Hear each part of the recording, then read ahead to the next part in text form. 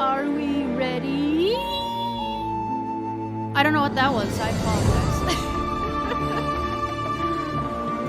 Okay.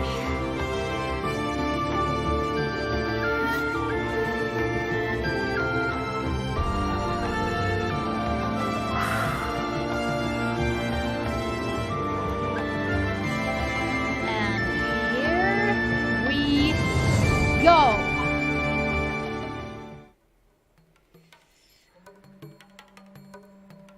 Hello! Hello! Hello everyone! It's been way too long. Holy crap. Oh man, when was the last time that I streamed? Like over a month ago, I think.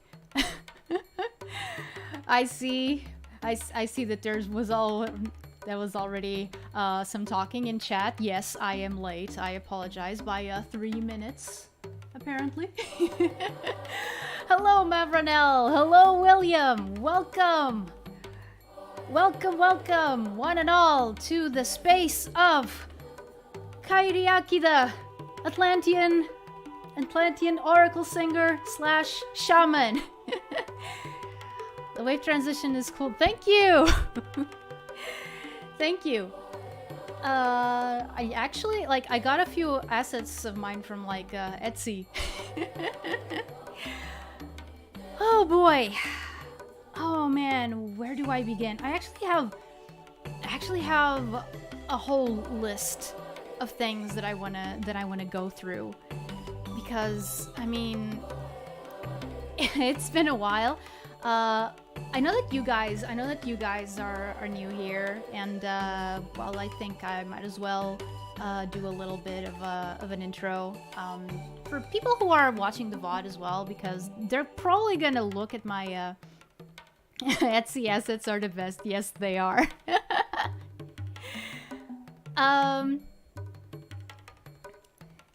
But yeah, a bit of an intro.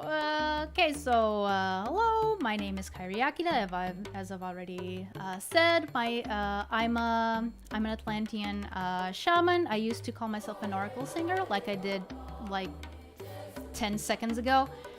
I decided to switch to shaman because I thought it was a little bit clearer for what I was kind of going for. But think of it as like a high priest, so to speak.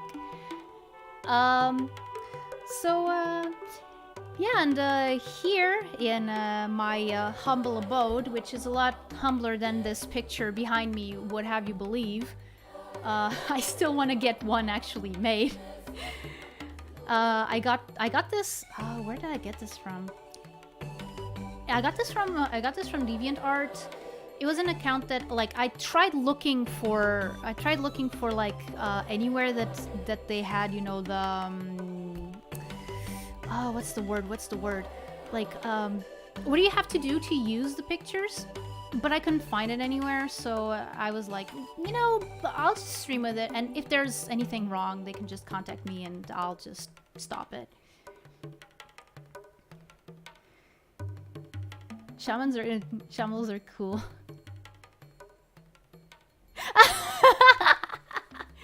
Shamans are cool. Evolved Shaman was my favorite in Hearthstone. I never played Hearthstone, actually.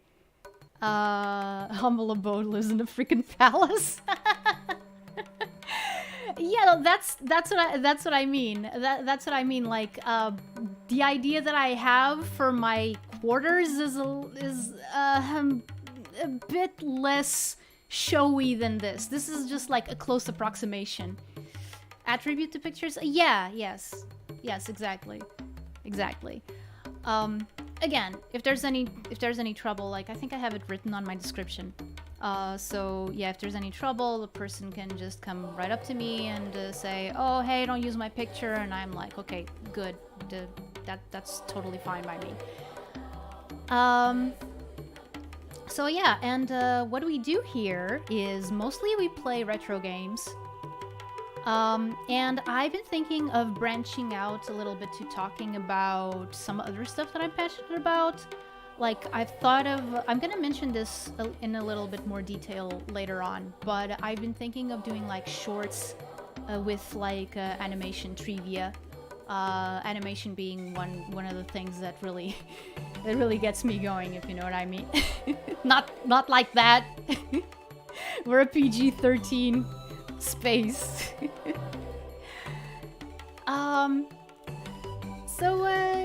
Yeah. That is mostly what we do around here.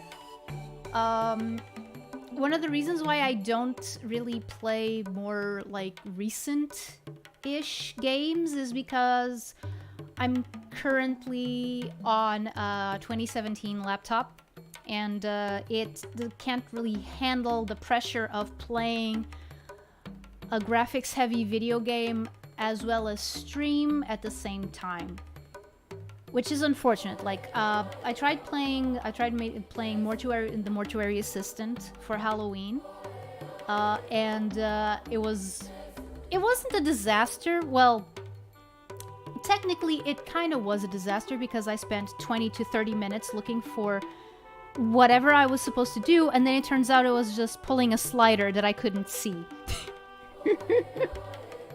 I don't know if I couldn't see the slider because of like the picture resolution, like it wasn't high enough.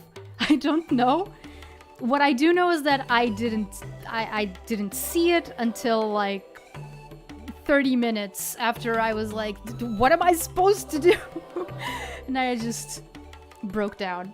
It was fun. Lots of fun was had.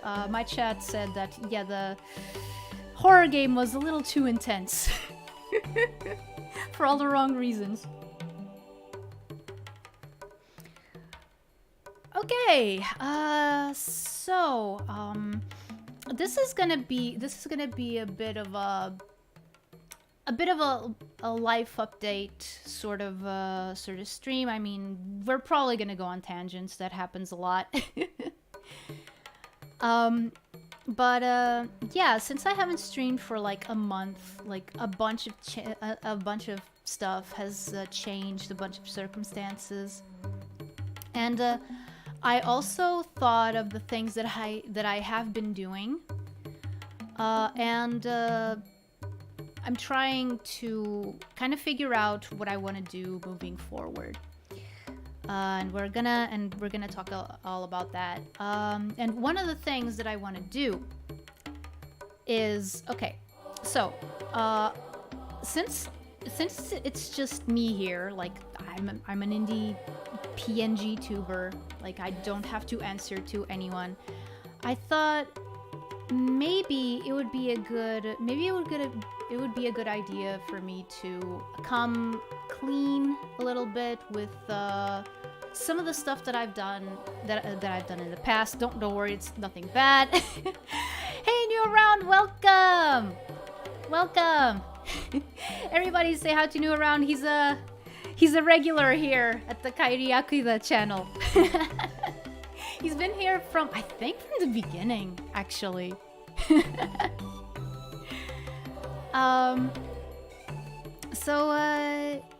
Yeah, I thought that maybe it would be a good idea to, okay, this is gonna be a little bit of an immersion break.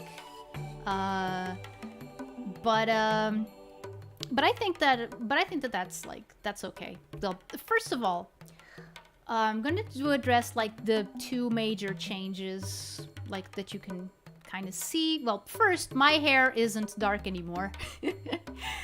I had been thinking of changing my hair from dark blue to since the Borked drawing stream. Borked indeed, yes. Yeah. Oh man, I'm still gonna draw the last two pictures, the ones that I missed. I'm planning on drawing them like next week, especially since I'm working on some other pieces, and I think, you know, maybe a good way to convince me to actually finish them is do it on stream. Like, that's how I started streaming, actually. A little bit of backstory. The way that I started streaming was, I've mentioned before that it was through the Reality app. And one of the things that I thought would help me... Okay, so I want to stream regularly. At the time I was working on some illustrations, which we're gonna get to that. Hello, Zark! Welcome! You finally made it! I'm so happy! Oh, dude. Okay, as I was saying, where was I? Oh yeah, right. My hair color. I decided to change it. Mostly because I've always loved white hair, and Disney's Atlantis did not help. And I thought, when I first designed my my character, this person that you see here, when I first designed them. Him, it's a he. When I first designed him, I went, I'm not gonna do the Disney thing. I want to be different. I'm gonna go like Fushigi no Umi no Nadia instead. But I was never entirely happy with it. Like, so I went, so in this break, I went like, you know what? I'm just gonna bite the bullet. I'm just gonna make my hair white. Streaming has been helping me actually finish games, not the same, but makes sense. Yeah, no, it gives you kind of a sense of responsibility, right? Because you think like, oh, I can't let, you know, the few people that watch me, I can't let them down. Like,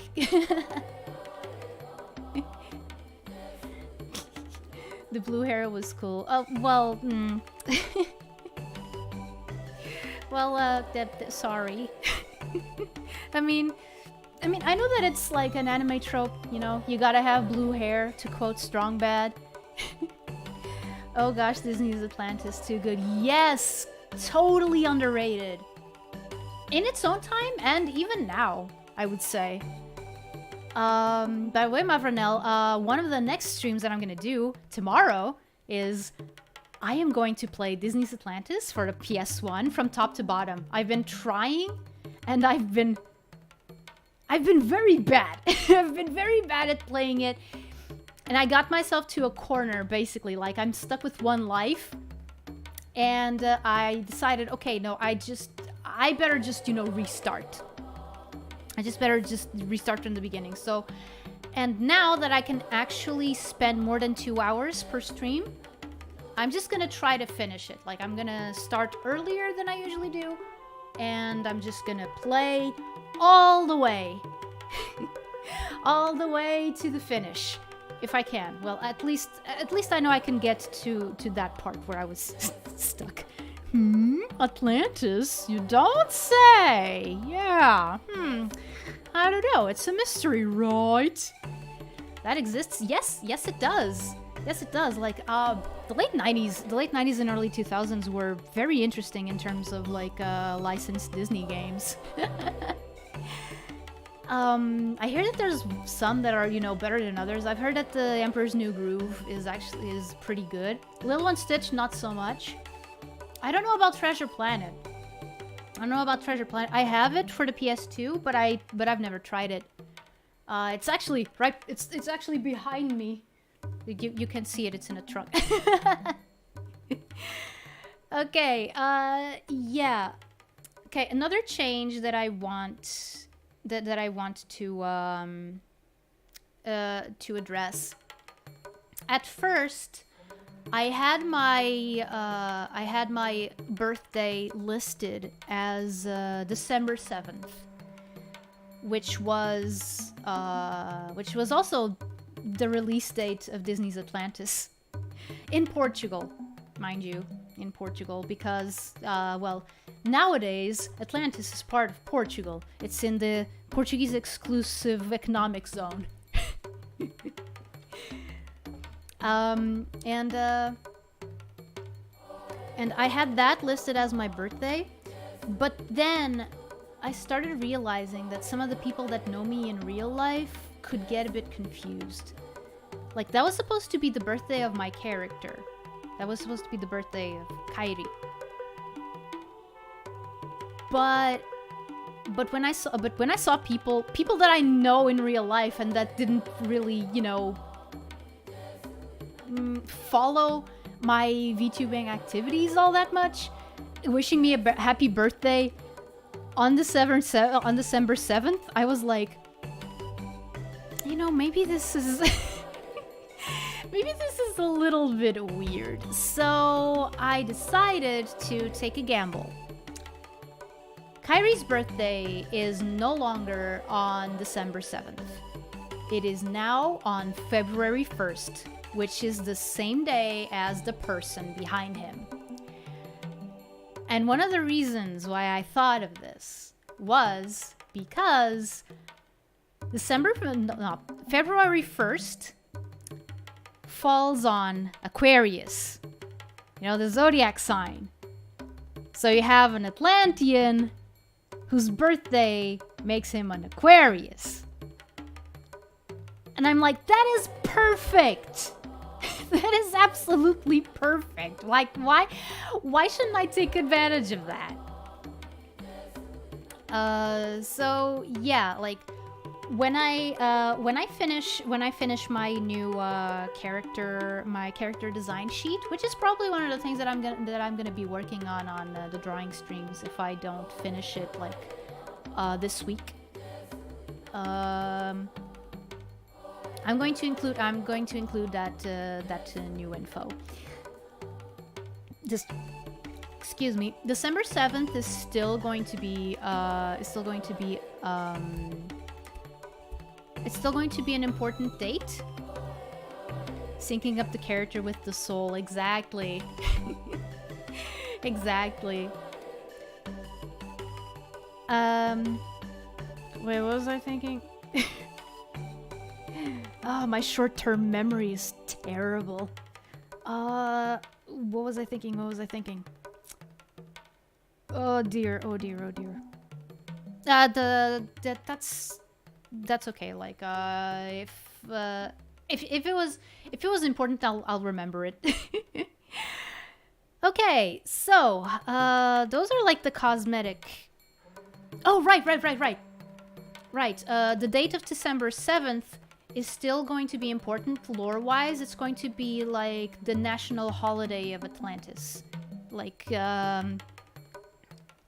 It's going to be the date when the gods lifted it up from the bottom of the sea, and when it was founded, basically.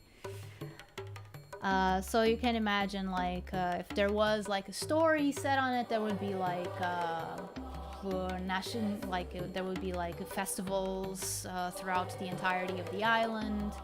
You know, parties, special ceremonies, all that cool stuff. Yeah, that's what I wanted to say. Okay.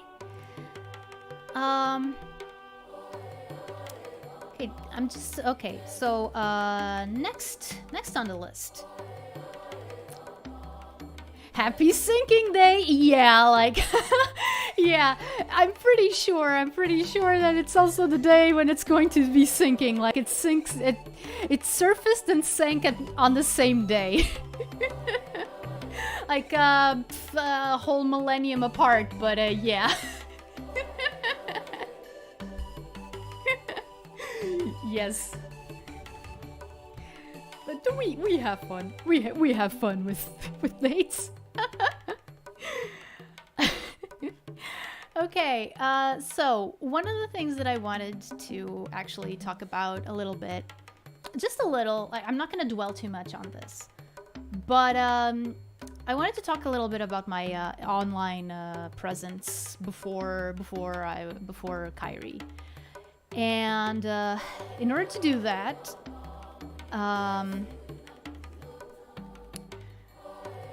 wait, I can see that. What you thinking about? Oh man. Okay, small tangent here. That reminds me. Too bad PPA is on a break. Too bad PPA is on a break because he's German. He would probably love this joke that I'm gonna tell. Either that or he would hate it. I don't know. But okay, so there's this ad somewhere. There's this ad somewhere for a language school, that is like, okay, so a British ship sinks, runs into some trouble off the coast of like Germany, and the Coast Guard is like, yes, hello, what is your emergency? And the guys on the boat, help, we're sinking. Okay, what are you thinking about?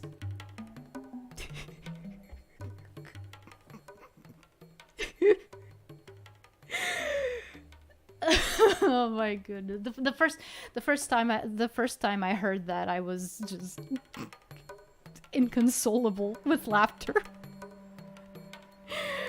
Oh man!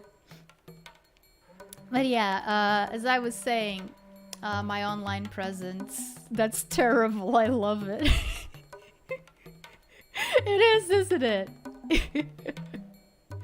It's awesome. Awesomely terrible, but you know, there's room for the awesomely terrible in everyone's life. Why was this ship in trouble? I don't know. Like, are there any tales of like monsters? Why was this ship in trouble? The front fell off. Oh no. Oh no, that reminds me of an actual thing that happened. Oh boy. Okay, I'm not gonna go there. I'm not gonna go there. I don't even know if it was like, I don't know if it was there. Okay, no. Moving on. Okay. So, I am going to just show you something, and prepare yourselves, because this is probably going to be in some circles, what I am about to show you would be considered cringe. You know, the expression cringe. Okay, are you ready? Are you ready? I'm gonna show it. I'm gonna show it. 3, 2, 1. You've been warned. Go. Yep. What we have here is a Sonic fan character. A Sonic OC, if you will. Do not steal. Do not steal the OC.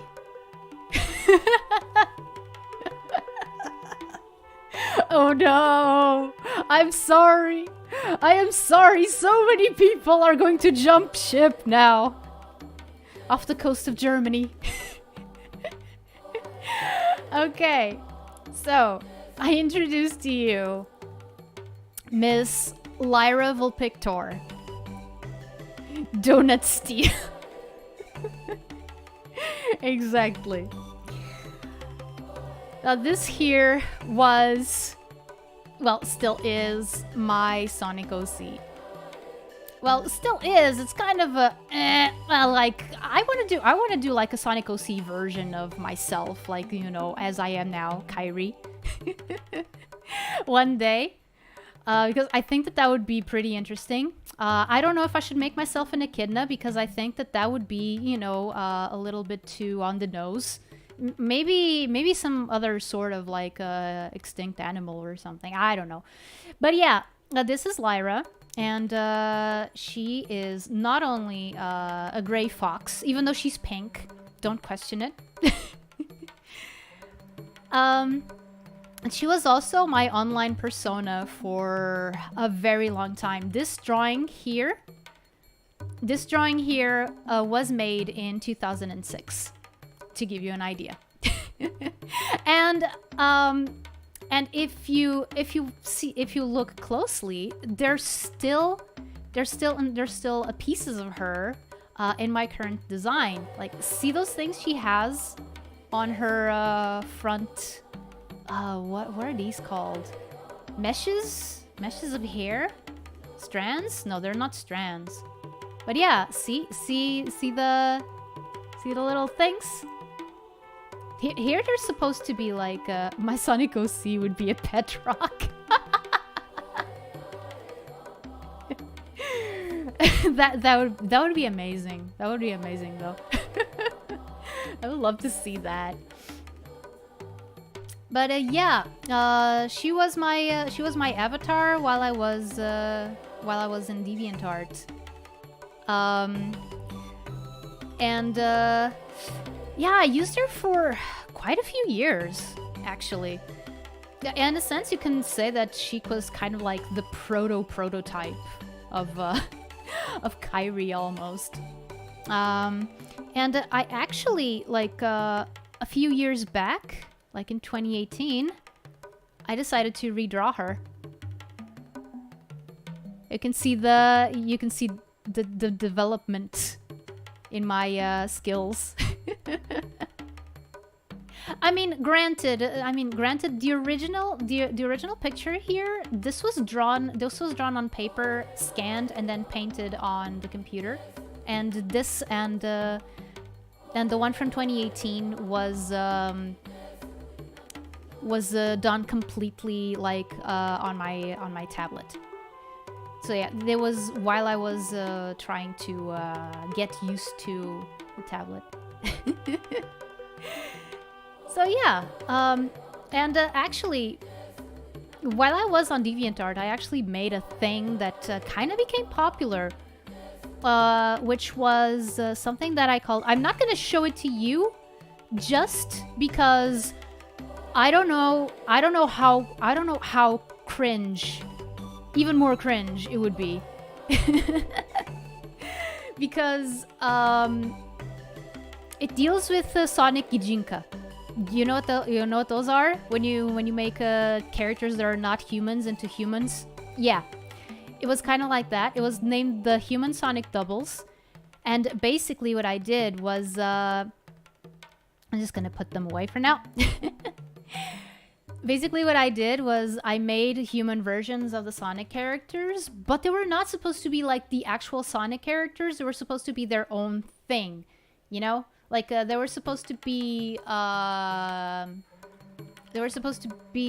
kids that got the powers and likeness of the Sonic characters. It was an interesting concept, but nothing that you could actually do anything with. And I thought of doing like a comic or something with them, and then later I even went like, oh, you know, maybe I could, you know, get some of my favorite characters from this and make something completely different. Yeah. All of this to say that if you want to go look for my for my old stuff, you can. As you can see, I've been on the internet for a while. That's a big improvement. Yeah, it is. It's pretty, like, it's when you see these things that you actually get like, oh, dude, like, you know, if you practice, you can actually improve. Like, I mean, these are like, okay, so 2006 to 2018. These are 8 years apart. These are 8 years apart, but you know, even then, like, I could have, you know, just stagnated, but I didn't, which is awesome. Okay, on the topic of coming clean and showcasing stuff that I have done. I don't know if I think I mentioned it on stream before, but one thing that I have been working on is that I have, well, not that I have been working on, is that I worked on. And Zark, if you're here, this is probably the part you've been waiting for. I have actually done translations for the official European Portuguese dubs of some shows. And I'm gonna show a few of the works that I actually translated. Starting with this.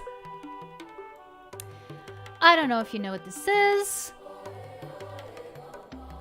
This is Monster Hunter Stories Ride On, the anime based on the Monster Hunter Stories video game, which I actually saw a whole walkthrough of in order to translate this show. actually, I shouldn't take full credit for it because I translated it in tandem with my brother. Like, we translated it half-half. He's the actual translator of the family, not me. But yeah, we worked on this. It was one heck of an experience, I can tell you that. And nowadays I'm actually a fan of, like, I'm not all that into Monster Hunter in general, but I am into Monster Hunter stories. And this is the reason why. It's because I actually worked on the show. Okay. Oh, I actually forgot. You know, before I translated all this, like in 2018, I was actually in a Disney dub. I will not tell you which. But yeah. This is one of the shows. This is one of the shows that I translated, or at least that I wanted to showcase. Another one is this. Inazuma 11 Aries. This was a massive undertaking. Like, this was one of the first shows that I actually translated from top to bottom myself. I only had to tap out, like, at the very end because I got sick. Which is a shame. I wanted to translate the whole thing, but my stupid health wouldn't let me. But yeah. And it's interesting because, like, yeah, Inazuma 11, I'm more familiar with the anime than I am with the games. But it is a game that it is a series of games that I want to play on stream someday. Especially since I'm familiar with the anime, but I don't know what the source material is actually like. So, yeah. Oh, and apparently there's gonna be a new game soon. Which is, well, soon-ish. I don't know. Cute boy Zanamu, yes. Yes. It was actually... one thing that was pretty interesting is that while I was working on Inazuma 11, like, on the prep work... Because, like, when you translate one of these shows, if things are going like they should, you usually translate a glossary before you actually get the entire show to be translated. So I was working. I might be going crazy, but I'm noticing a pattern. Are you now? Are you noticing a pattern? I mean, it would be one thing if it was me choosing all of these, but it's not. I didn't choose these. They just fell on my lap. I guess I was lucky.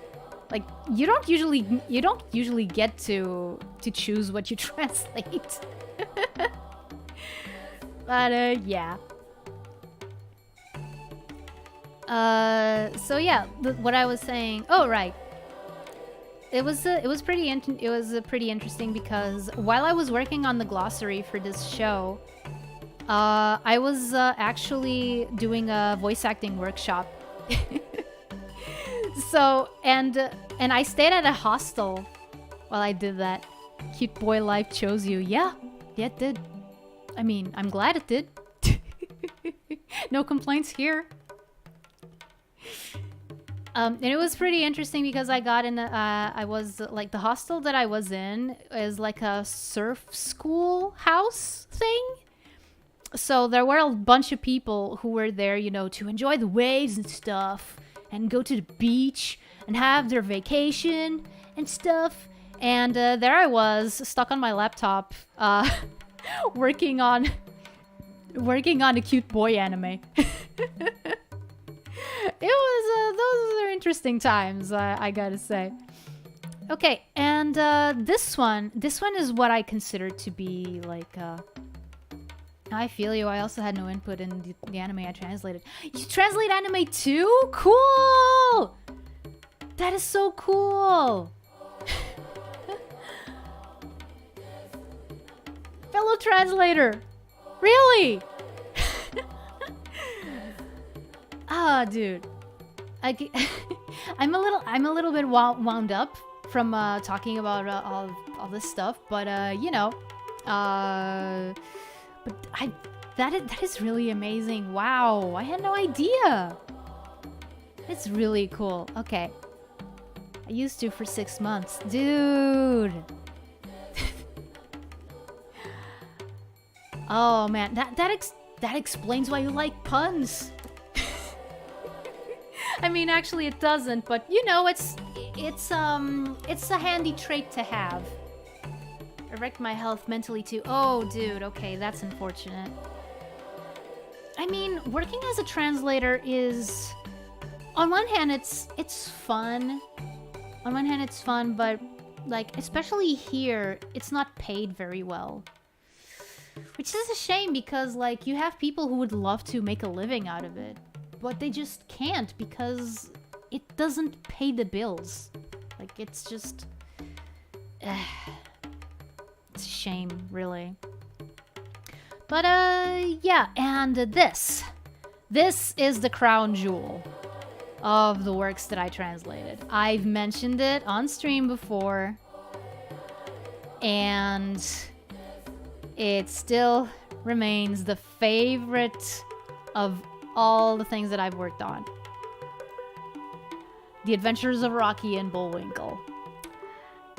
A little bit of history for me with Rocky and Bullwinkle in general. I actually started watching the original, like 1950s, 1960s. I mean, I think that it started right. It started right at the end of the 50s. It started in November 18th, 1959, I think. Oh gosh. Yeah. So yeah, I started watching the whole show like in 2014. It was a little bit because of the because of Mr. Peabody and Sherman. Wait, let me I'm gonna move myself a little bit to the side. Okay. I should have done that. I should have done that earlier. Okay.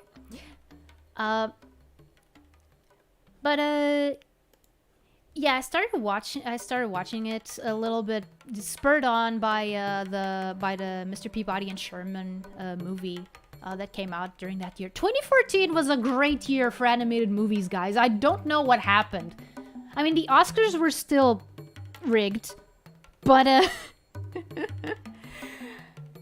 but like, even though, like, if we start thinking about it, I apologize for the tangent, but like, I just have to get that thought off my mind. Even if I think about it, okay, the themes in Big Hero 6 are a little bit deeper than How to Train Your Dragon 2. I'm not sure. Like, How to Train Your Dragon 2 is a little bit comparable to a live-action movie in that they pull no punches, whereas Big Hero 6 is a bit more subtle, and yada yada yada. I gotta do an animation. I gotta do an animation talk Zatsu somewhere down the line because I've got so much to say, you guys.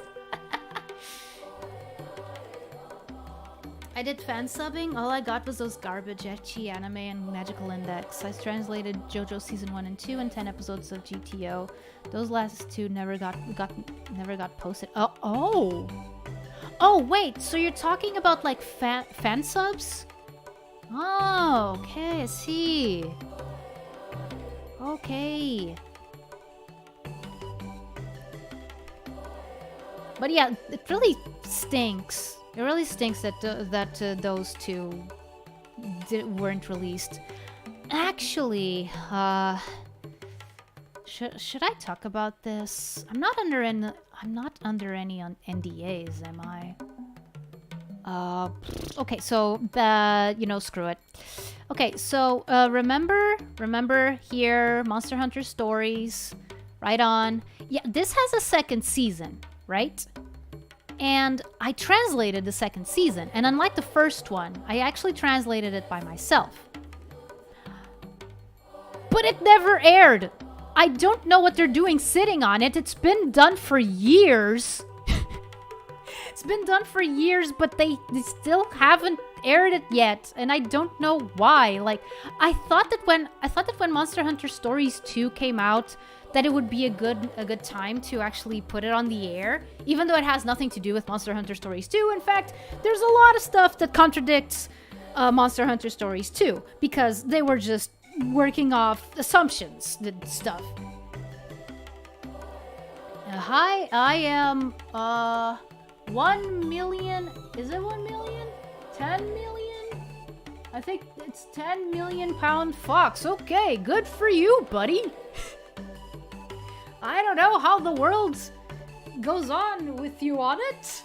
I'm not saying that in any sort of bad capacity. I'm just saying that, whoa, that's a lot of weight. But, you know, whatever makes you happy. Okay. But yeah, as I was saying, I had been watching Rocky and Bullwinkle for a while. I kind of dropped it, not because I actually wanted to. You know, life happens, and I was trying to make a ritual, like watch like a couple of episodes every day. But then I stopped. I stop in the floorboards, crack, and lift up, leave a footprint. Oh, okay. Okay, cool.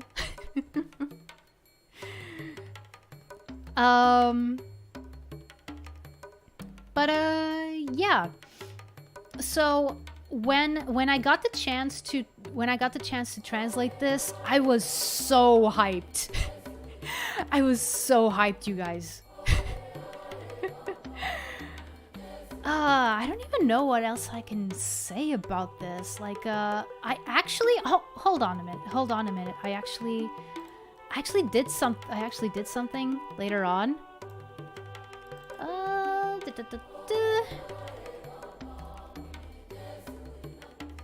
I did JoJo and Great Teacher Onizuka on my own initiative. I poured little free time I had into them. Never got paid, and the site owner guilt-tripped me to continue...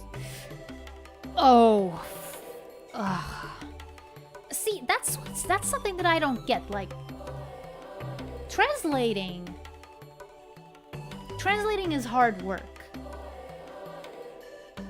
Translating is super hard work. So, I really don't... I'm sorry, I'm just kind of flabbergasted at the attitude. Where is it? Where is it? Okay.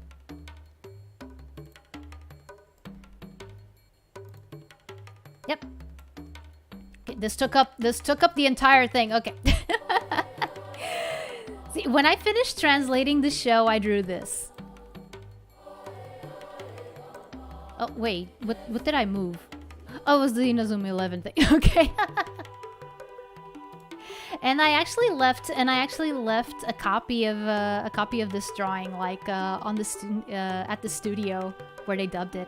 I was actually present to see Bullwinkle get dubbed. Like, I was there with Bullwinkle's voice actor, and I kind of felt bad because, like, when you translate, you inevitably do a little bit of adaptation while you're doing it, right?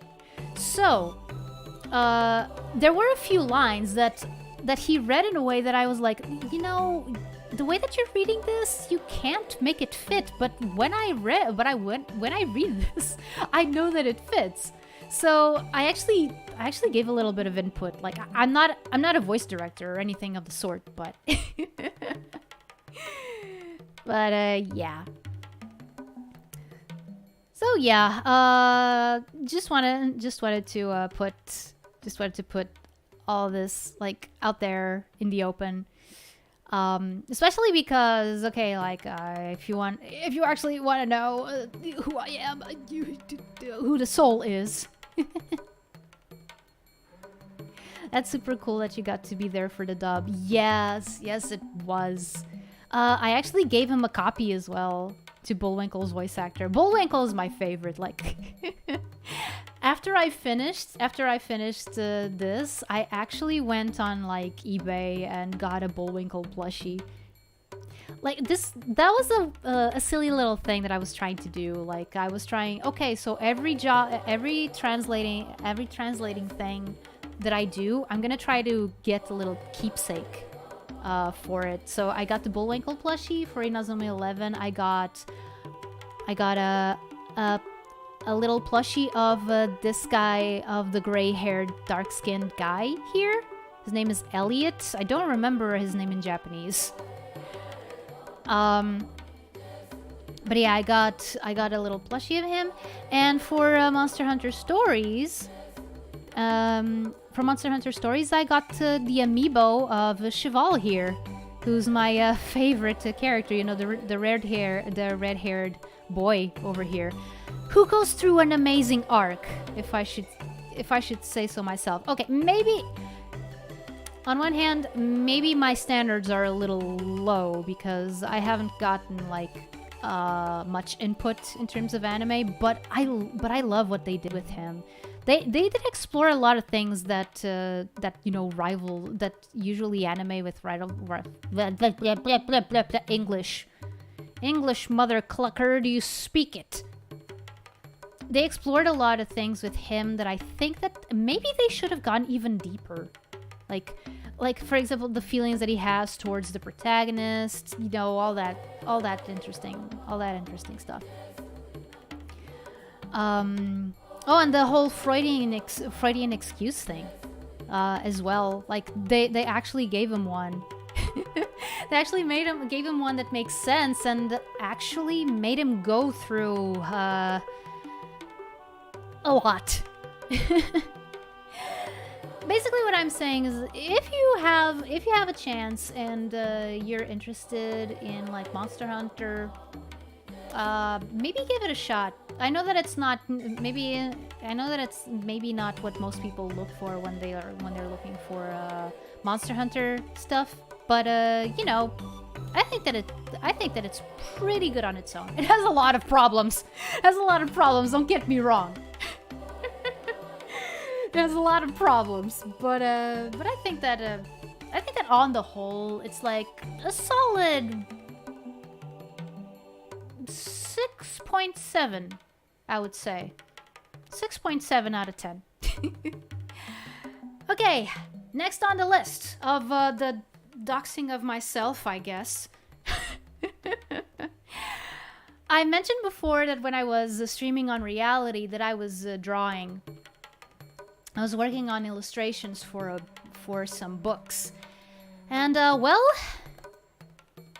this is the cover of the first volume of that book.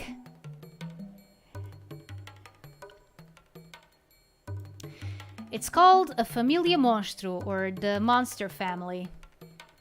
And, yeah, you're looking at my drawings on the cover. It is very strange to walk into bookstores. This is going on the Kairi wiki. Yeah. If there is one. Actually, I've thought of making like a wiki for like fan projects of mine. Like, that is so bad. But yeah. So yeah, this was basically a book collection, a book series about this whole family. Like the little girl here at the middle, she's not always there. She's an important character, but she's not always there. Like, I have a lot of issues with the way that this book series is presented, written, whatever. But it did give me a chance to work on my drawing chops. Like, in fact, like, I'm so grateful that they took a chance on me. And sometimes I feel kind of bad. I feel kind of bad because it was not... I wasn't the easiest person to work with. Granted, there was a lot of stuff that I went through that was outside my control. Like me getting sick, like the money not being enough to keep me going, so I had to look for other avenues, hence why I got a job. But yeah, they took a chance on me, and I am eternally thankful for it. Like, I think that, again, I think that my drawings have improved a lot after working on this. I don't even know what to say about it. I worked on six books, 5 regular volumes, and 1 that was a special one. And I don't know if it's coming back, but yeah. It was a little bit weird because you had all sorts of lore and stuff, but then the characters themselves didn't have much of a story to go by. It was a little bit strange. I don't want to throw anyone like under the bus, especially because I don't know how much of the original intent was edited. Like, what I got to work with was already a heavily edited version of the original, so you know. Yeah. Basically, if you go to bookstores in Portugal, you can find this with my drawings on it. Yeah. Let's see. So yeah, that was the part about me coming clean about some of the stuff that I worked on before VTubing, that I still want to work on going forward. But yeah, speaking of which, I do now it's the more like serious part. Okay, so I mentioned that I got a job. To complement the illustration work that I was doing. Are the paychecks still rolling in? I don't think, the thing is, I don't think that it's sold well enough for me to get royalties, at least not yet. Like, you usually only get royalties once there's like a second edition. And I don't think that they've gotten that far yet. Maybe they will. But right now I haven't gotten any extra money. But the publisher has indeed guaranteed to me. Excuse me. I'm burping a lot. Blech. If my mom was here, she would say, "Oh, that's your nerves acting up."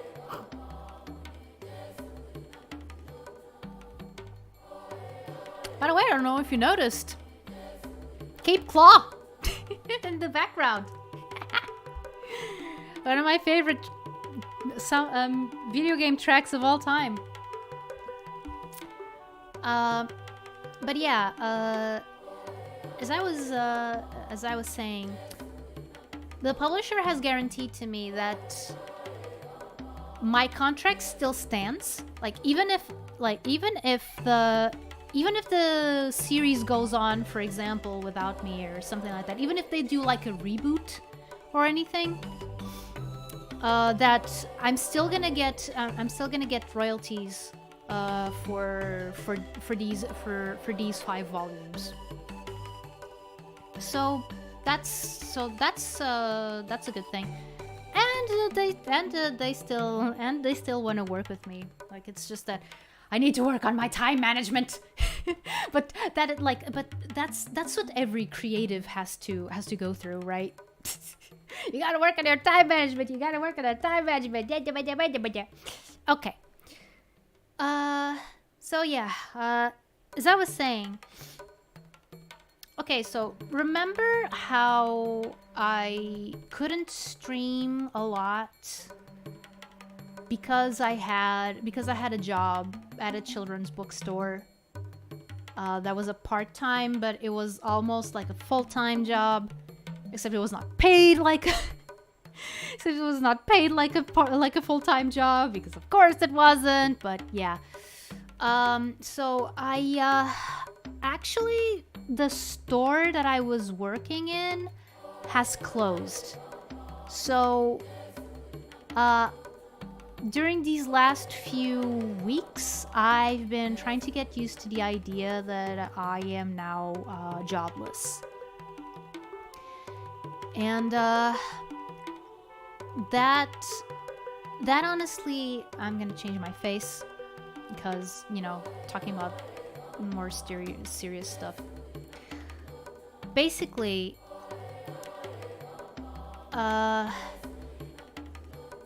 there's a lot that I have to think about going forward, life-wise. Because, like, I'm living in the capital right now, and I've made my welcome to the club. Yeah, I know. I'm living in the capital, and like, if I don't have a job, I can't really stay here. But at the same time, I've been wondering, like, I'm not sure if staying is a good idea. I'm not sure if staying is a good idea. I'm not sure if going is a good idea. I've been trying to send applications to like a whole lot of different places. Like, I've been trying to send applications here. I've been trying to send applications to 2 other cities that are closer to where my parents live, so that would be a bonus. One of those cities, I actually have a house that I could go live in. So that means that if I got a job there, I would only have to worry about electricity, water, gas, internet, groceries, just that. Everything else would be pure profit. So that would be ideal if I didn't have to worry about rent. The reason why I can do that is kind of unfortunately. It's kind of unfortunate, actually. I kind of mixed both words. It's actually because my grandmother, and this is something that has also been weighing on my mind. Even though when it actually happened, it was before I quote unquote debuted, because I didn't actually debut. I don't know if I'm ever going to do a debut thing. But yeah, my grandmother had a stroke, and we had to put her in a home, and she's been there for quite a few months now, and that means that her house is basically empty, has no one living there. So if I get a job in that city, I can just move in. Everything is already good to go. And I wouldn't have to worry about rent. The house is already in the family. I'm an heir. So yeah. So I've been thinking. It's not like I completely dislike living in the capital, but there has so much annoying stuff that just keeps happening. It's just And honestly, like, one of the main reasons why I decided to come to live here was because I wanted to try out voice acting. Well, dubbing. We don't have voice acting here in Portugal. We only have dubbing. With a few exceptions. There's like this one show that was actually conceptualized and animated here in Portugal. But yeah, like, that's the reason why I came here, to try. When it rains, it pours. Yeah, it does. And what I'm seeing is that I've had some people say that, oh no, the opportunities are there. The opportunities are there. You just need to work on it. But I kind of feel like in order for me to do dubbing professionally, sometimes I don't know, like, it's weird because they say, oh no, the doors are open, but they're actually not. Like, they're actually not. It's how can I put this? I'm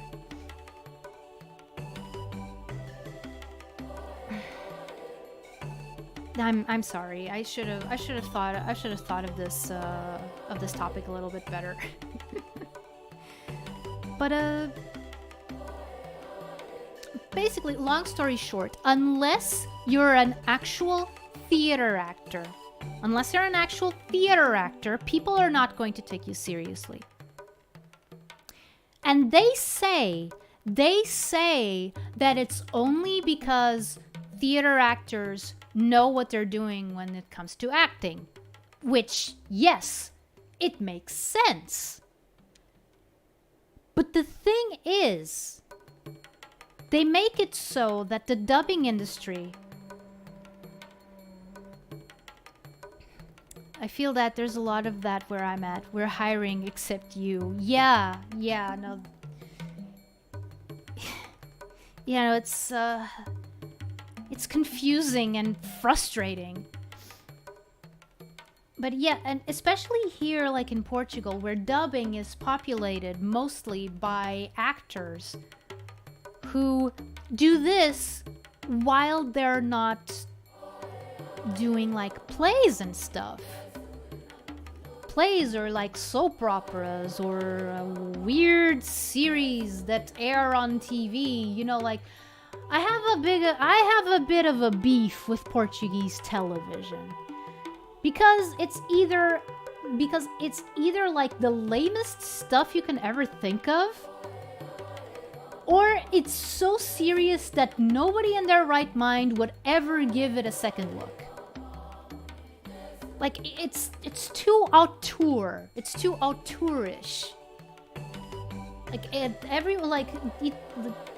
it's either lowest common denominator.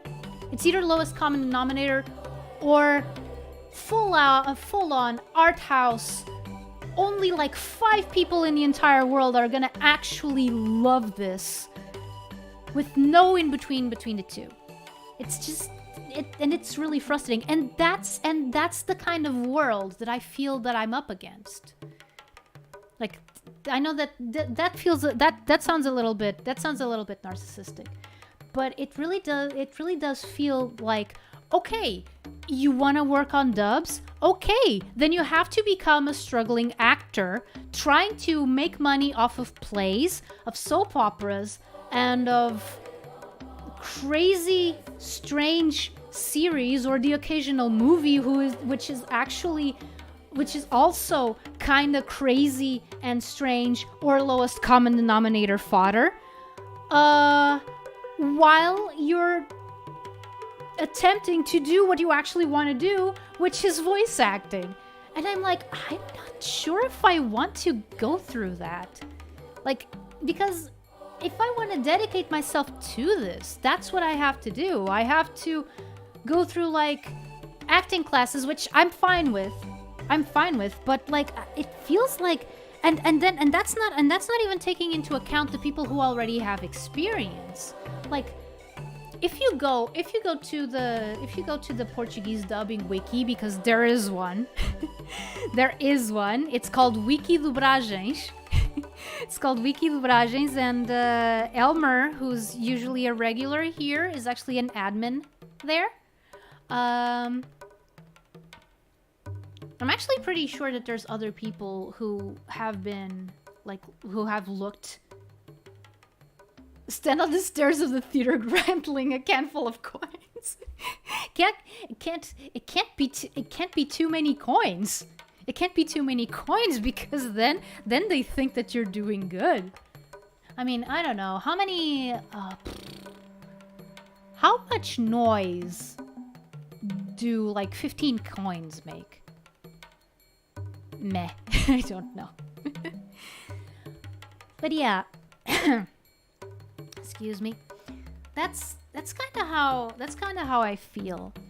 Like, in order for me to actually get into the dubbing world, I have to go through a lot of hurdles, and knowing that the work is not even well paid, it really makes me plenty. It makes me really think, is this something that I really want to do? Because, like, I know that I really want to do voice acting. I really wanted to do voice. It's one of the reasons why I'm here, like, presenting myself to you guys like this. Because I want to have a character to voice. And Kairi is it right now.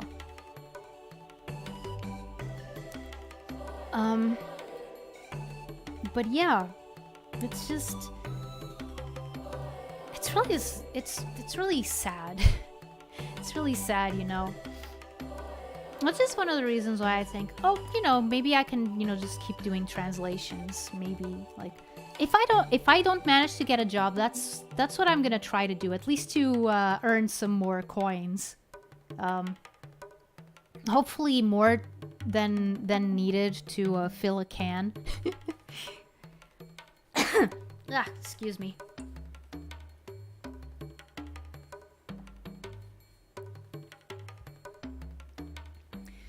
But yeah, and that also brings me to another topic. Like, I think that I love streaming. I love being here. I love being here and being Kairi, and I am so thankful for the support that I'm getting.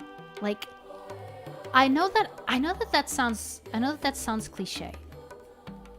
But, like, when you're someone like me, when you're someone like me who wanted to do content creation for like 15 years and never actually did for one reason or another. I'm gonna get into that a little bit later. But yeah, but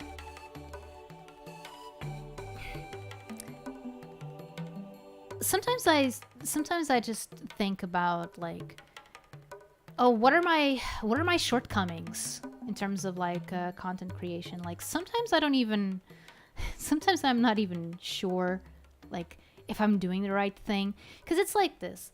I've mentioned before. Okay, so technically I started streaming in 2021, but truth be told, I still consider myself a beginner. Like, I mean, yeah, there was a huge gap between, like, November 2021. Dang it. November 2021 to December 2021. I streamed pretty much regularly during those 2 months, and then I only started streaming in August 2022. And yeah, that means that technically I have over 6 months experience, but I kind of still consider myself a beginner, because there's still a lot that I'm not sure if I know what I'm actually doing. And I know that it's kind of bad to stand here in front of an audience and say that. Like, once a performer told me, "Oh, you never tell the audience how bad the rehearsals went." Which, you know, makes sense. But, you know, I think that, you know, for the sake of honesty, I should, you know, actually say it like it is. And there's a few things that I feel like that I'm not comfortable with yet.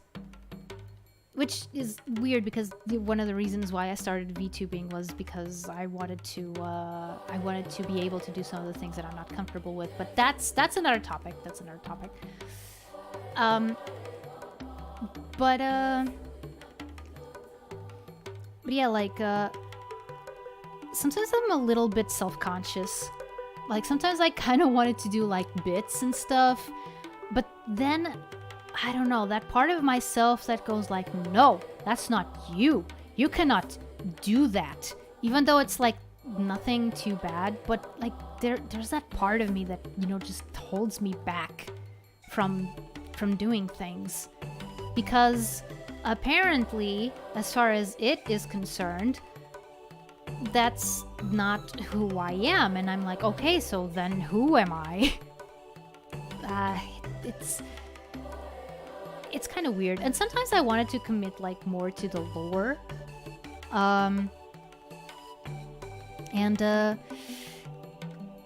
But then I wonder, okay, so how much should I commit? How much should I commit to the bit, commit to the lore? How much should I try to make like a spectacle of what I do? And that's not even getting into some of the stuff that I'm like, I am terrible at self-promoting, which is a shame. I really that's a couple of things that I really need to work on. I only wish I knew how.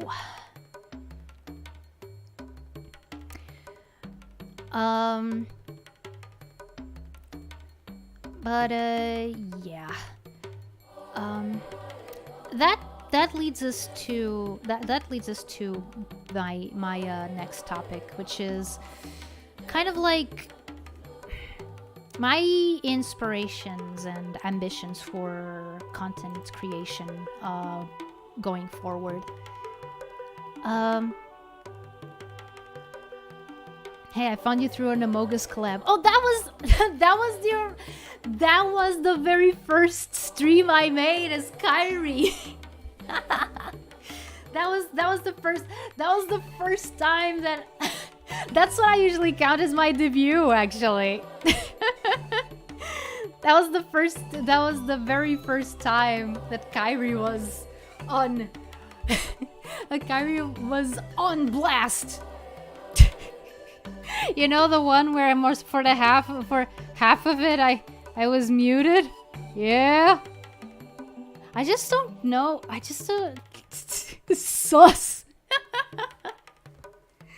You know, that was actually interesting. That was actually interesting because at first I had no idea when I was going to, you know, try streaming for the first time.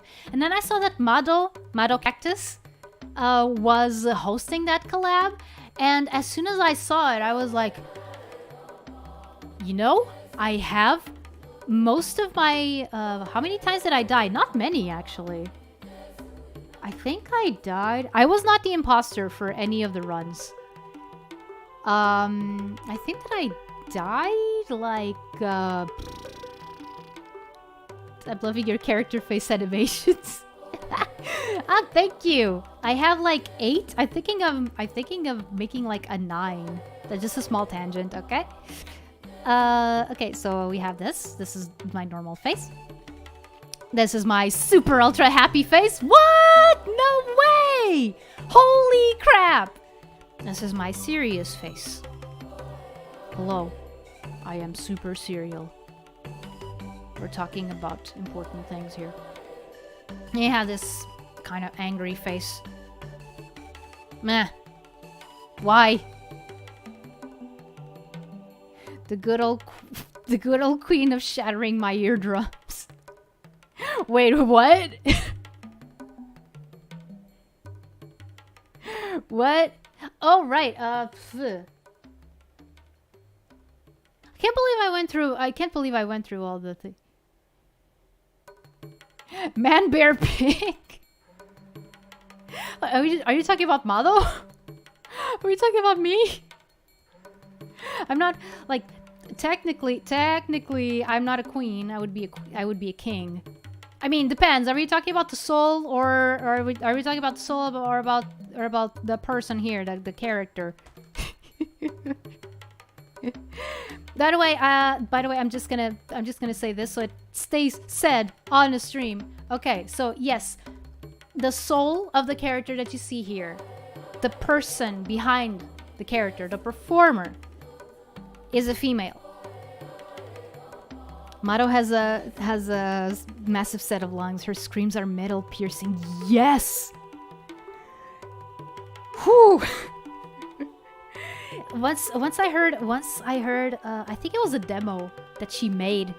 I don't know what it was, but she was asking for opinions on it. And I heard it and it's like, holy crap, she can opera.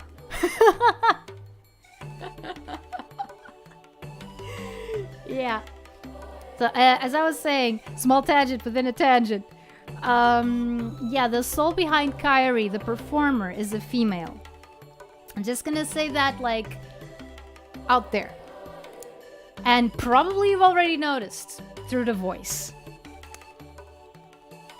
However, Kairi, the character who's speaking to you, that is a male. I know it doesn't look like it with the long hair and the pretty boy looks, but yeah, no, boy, it's a boy. Congratulations, it's a boy!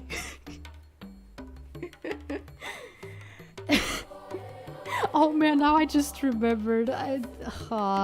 Dude. Small little point. One of the last... Yes, put it out there for idiots like me. You're not an idiot. You're not an idiot. Like, I've changed it actually. I've changed the rules a little bit. There's nothing, too bad, like too different.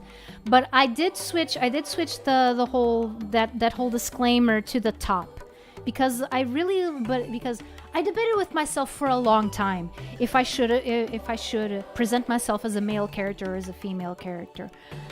I did some tests with a female character and I was never happy with them. But when I switched to a boy, I was like, this is me. This is me. This is me as a character. This is the character I want to voice. Again, soul, female. But she is not trans. Attention. She is not trans. She is not attempting to represent trans people. Because she's not one.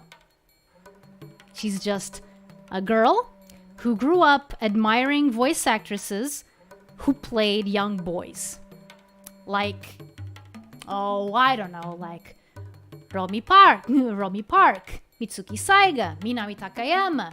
I would say Masako Nozawa, but that's a little bit of a stretch. I didn't grow up with Dragon Ball in Japanese. So yeah, Minami Tanaka, who's also in Dragon Ball, and yeah. It took me 6 months to read the description. Again, that's okay. That's fine.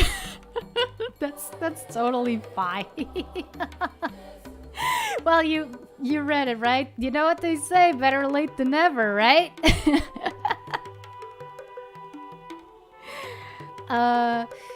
Yeah, but yeah, and I wanted to do what they do. I wanted to be cool like them. I mean, I'm not cool. I don't think I'm cool. Am I? Maybe yes, maybe not. That is not for me to decide. I should try. I should stop. There's a lot of male characters in animation who are voiced by women. Exactly. Oh, one that I legit grew up with. Dexter from Dexter's Laboratory. Like Christine Cavanaugh, she was a freaking legend. Kath Sosi also voices a lot of boys. Well, she voiced Sid. I don't know if she does still. My life is a disaster movie. As long as it's not the disaster movie, I think that you're fine. You don't want you don't want to be Seltzerberged. Oh man. But yeah, I was trying to think of other like male characters voiced by female voice actresses in American animation. Actually, there's Dexter. That was Jungle Boy. I mean, now I'm thinking of one that's the reverse, which is a Cow from Cow and Chicken, who's a girl, and she was voiced by Charlie Adler. So,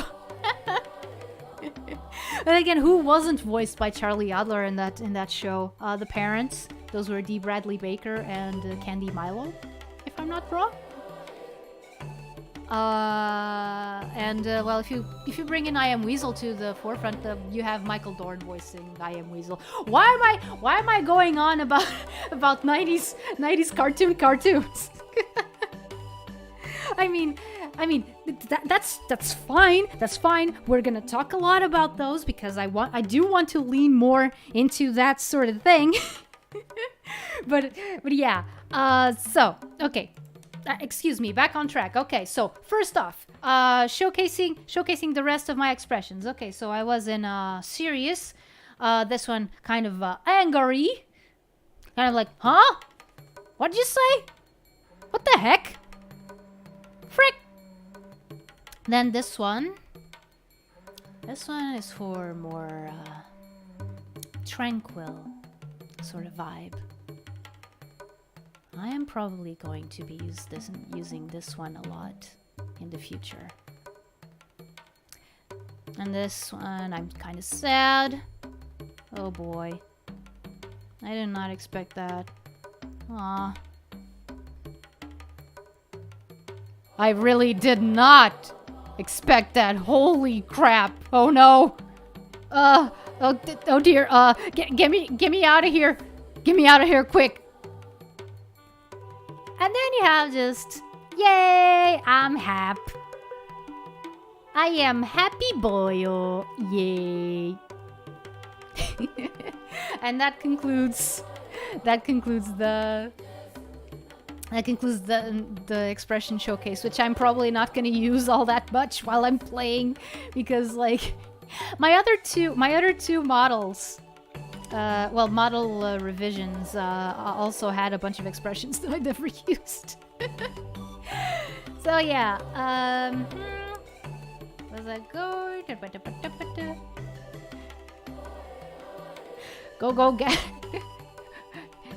Go gadget ejection seat. Oh gee. Go gadget ejection seat. Did it work? Ah! Okay, sorry. That kind of worked. Oh no, you saw the big secret of all the things that I could have revealed in this. I revealed that I have no legs. Oh no, my life is a lie. Oh no. No. I can't face you guys like this. Oh no. Okay, fine. Okay, I'm better now. See, that sort of thing that I don't usually experiment with. This is just a little bit. Yeah, there you go. So yeah, where was I? Oh, right. Yeah, just... That was a 10 out of 10 chicken impersonation. Why, thank you. I worked a lot on it. Actually, no. I was not even under the impression that I was doing a chicken impersonation. Okay. So, one of the things that I wanted, let's turn to a serious face. I also wanted to talk a little bit about some of the reasons why I haven't done like a content creation for so long, despite wanting to. And I say this not as a way to try to excuse myself. I say this more in a sort of like getting it off my chest, putting it out there in the open, like The VOD, unless Nintendo copyright strikes me for using Star Fox Adventures music, I think that we're good. Please, Nintendo. Okay. Yeah, I just wanted to be recorded somewhere. Which is actually one of the reasons why I'm doing this whole thing. I want to look back at this time and be able to go like, look at me, I was so silly. Have you seen the stuff that I did on stream? Holy crap. But yeah, a bunch of things that kept me from doing content creation, like of any sort of capacity, was like, well, first the obvious things, which is like depression, anxiety, all that good stuff, which was especially bad during like from I would say like from 2013 to 2014 to 2016, late 2016. Well, no, if I want to get technical, it's more like until 2017. It was only in 2017 that I started being like, oh, you know, I don't have to be like, sad all the time. I don't have to completely shut down. Like, there's a whole life out there. Like, and I don't want to waste it. But yeah, there were times where I was legit like almost hikikomori like I didn't want to leave the house. I was like too scared of the outside world. So yeah, and I didn't want to aspire to anything because I was scared that whatever I would be able to accomplish would be taken away from me, like at the very next second. I'm pretty sure that a lot of people feel that way too. But yeah, that was one of the things that kept me from trying to do it. But if it was just that, it would be like one thing. It would be one thing. The thing is that for a long time, and I feel like this, and I do feel like this kind of shows in my art and when I try singing.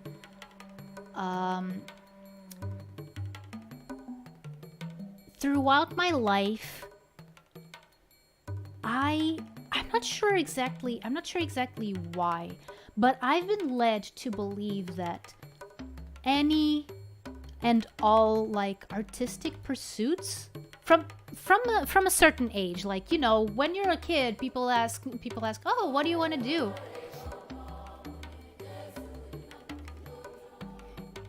Hiki neat life. Yeah, that was my life. That was my life during that time. O meu nome é King. O meu nome é King e o meu nome é Zé. E este é mais telerural. Elmer is quoting the intro of a show that we had in Portugal a few years ago, which was like the telerural. That is such a weird word to say in English. Which was like a news show all around like the same village.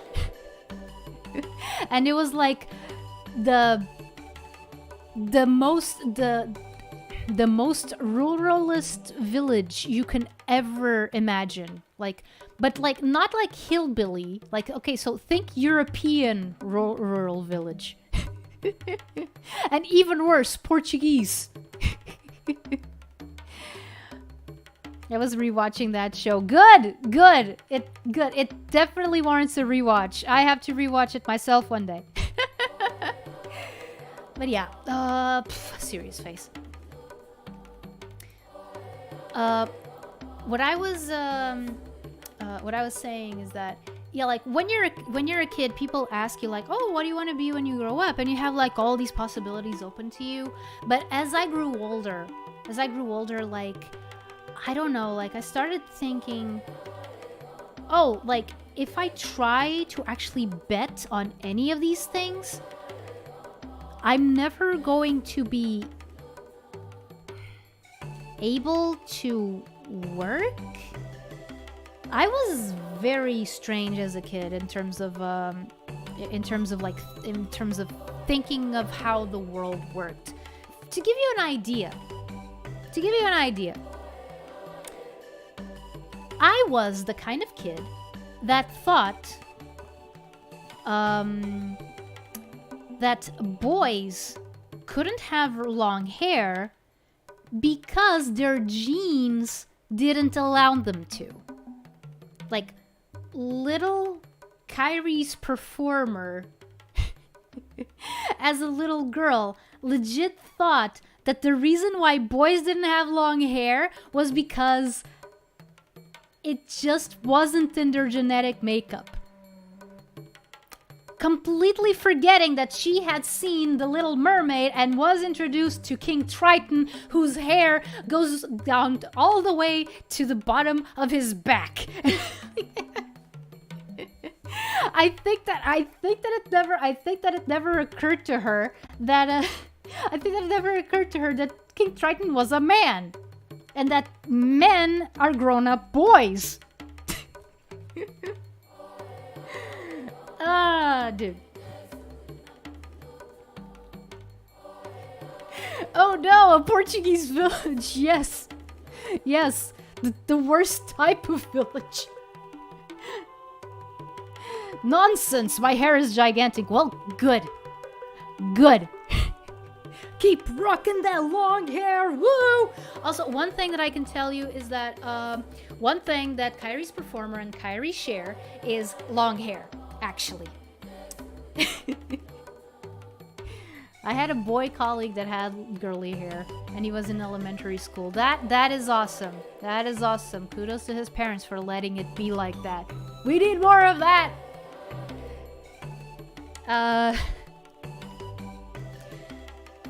But yeah, like going a little bit back. I don't know. At some point in my life, you have to evolve into man from the boy to unlock the long hair genome. Yeah, maybe that's what I thought. maybe that's what I thought. On some level. Oh, he has hair shorter than mine. Well, dang it.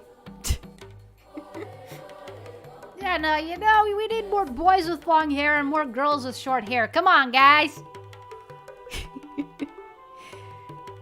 Yeah. Serious face. But yeah, as I was saying, it got to a point that, I don't know, part of me went like, oh, you know, this is a waste of time. Okay, new round. Good night. Have a good sleep. If I had to guess, it was his girlfriend. Why do girlfriends always do that? They're like, oh, I want to be an individual. I want to be who I want to be. And the girlfriend's like, no, I would like you more if you were like other boys. And he's like, oh, sure thing, honey. I'm just gonna. I've seen that happen so many times. It's crazy. Ugh. But yeah. Where was I?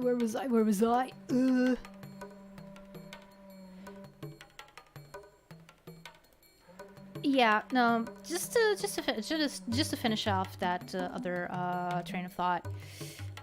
It kind of felt like nothing of that sort. Like especially drawing and singing, like, it felt like, oh, there is no way that you can actually, like, make it with those things. And by making it, I mean, like, getting a job, being able to support yourself. So I think that it got hammered into my head that, you know, those things were not worth pursuing. The only thing that was maybe worth it was theater acting. And I don't know why, but I've always had this really weird thing. Like, I really hate the acting exercises that you do. Like, nowadays I'm more okay with them because I see them as a necessary evil. But at that time when I was younger, it was like terrible. Like, I just froze up. Which is odd because those exercises are supposed to do the exact opposite. They're supposed to loosen you up, to get you, like, in the right mindset to be able to, you know, interpret all sorts of different things. But for me, I just seized up. I was incapable of actually doing anything. Like, and even worse, usually those things were done in, like, groups. So it was like me against everyone else, just wondering what the heck was wrong with me. And that made it even worse because I was like, dude, I can't do this. And even worse if you're all staring at me like that. I just can't. So yeah, like, and that was really the only thing. And even though I've wanted to go into dubs for a long time, like, knowing that I had to go through, like, acting, like, through an acting course, like a dedicated acting course, that always made me go like, oh, I don't really want to. But that also resulted in, okay, so I'm not going to pursue that. I'm not gonna pursue that. That's the only thing that I could, you know, kind of see where the path would take me. It's not that, like, it would necessarily take me to, like, a place of self-sustenance, self-support. So, you get what I mean. Like, it's not like it would take me there necessarily, but at least the path was laid out. You know, you knew, like, okay, so you have to do this, and then you have to do that, and then you have to do that. Kind of. With drawing and singing, I never had that. I never really had that, and for some reason, yeah, I never thought that it would be something that would be worth going through. Another thing that also didn't help is that ever since I was a really tiny kid, I knew that my interesting days, you know, the days where people would find me interesting, were limited. I knew that as soon as I hit, like, 10-ish, people would stop thinking that I was interesting / funny. Like, look at this child. Look at this child. They're so smart for their age. Let's help them reach their dreams because that's fun. That's whimsical. That's, you know, let's do something special. And I knew that my specialness would go drastically down as soon as I hit that age. And I knew this from a very early age. That is kind of a detrimental thing to have on your head when you're still a kid. I understand you perfectly. I suffered the same thing. Yeah. So yeah, and that's the reason, and that mindset of, oh, like, you can, like, okay, yeah, you can draw well, but you're not as good as you know, the professional illustrators that are out there, so you don't have a chance. And oh, you like singing, and your singing is kind of good, but you're way too old to actually try to pursue this seriously. This actually happened like when I was at uni the first time. I tried going to the conservatory to, you know, get singing lessons and stuff. You know, try to bet on it on a little bit more in a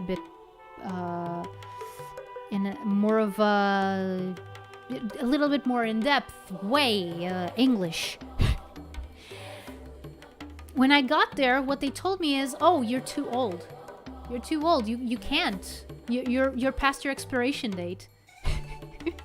I mean, they didn't tell me that, but that's what my mind heard at the time. Like, "Oh no, you're past your expiration date. Nobody wants you anymore. You had your chance, and you blew it because you didn't even know it existed." That's kind of how I felt throughout most of my life. You had your chance. When? I don't know, but whenever it was, you're too late now. That's a thought that has chased me my entire life, and I think that it also it also comes a little bit into you know, this whole content creation thing.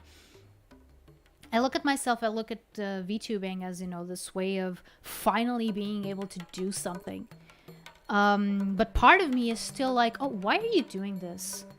Why are you doing this? Like, you don't deserve this. You had your chance. You had your chance, and you had your chance, and you blew it. You blew it. You were too busy having your own issues. Why are you even trying this? You don't have a ghost of a chance." Whenever I think of that expression, my mind immediately goes to Yu-Gi-Oh!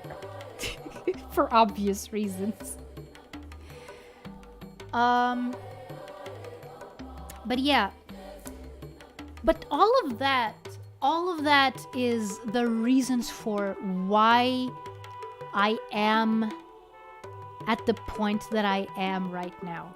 I'm not saying that, I'm not using those reasons to say like, "Oh no, it's too late for me, I should just give up and, I don't know, go sell cars or something."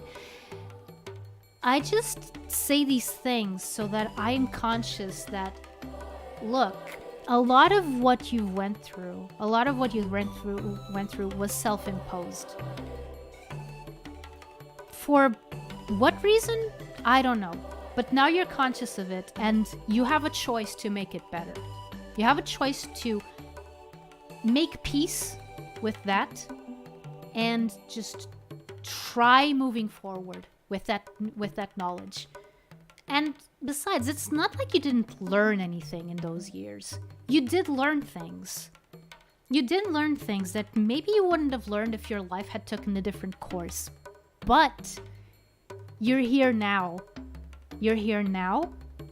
You have all this knowledge. You have the capacity to absorb even more knowledge. So you really shouldn't stop now.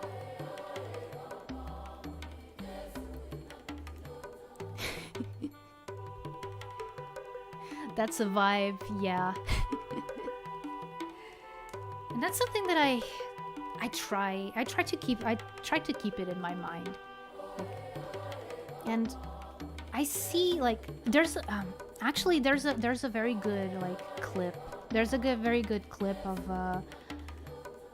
Shinri from the new Holostars wave, talking about how he decided to give himself one last chance when he applied for Hololive. And he talks about some of these things. He talks about some of these things, some of these feelings. Of course, it's always different because every single person's experience is different. Also, another thing that I'm just gonna put it out there. Okay, so Kairi the character is 14. His soul is not. They're a millennial. And by a millennial, I mean a mid-tier millennial. What I mean with mid-tier millennial, let's just say that when Kairi's soul was born, the USSR was still a thing. So yeah, that's why I related so much to that to that clip. 'Cause I don't know I don't know how old the soul behind Shinri is, and I don't want to I don't want to pry. But one thing that I can tell is that most VTubers are like in their 20s, I would say. Basically, like people who are a little bit older are a little bit of a minority. It's not like you know, a one. How can I put this? It's not like they're unheard of. There's actually plenty of us out there. But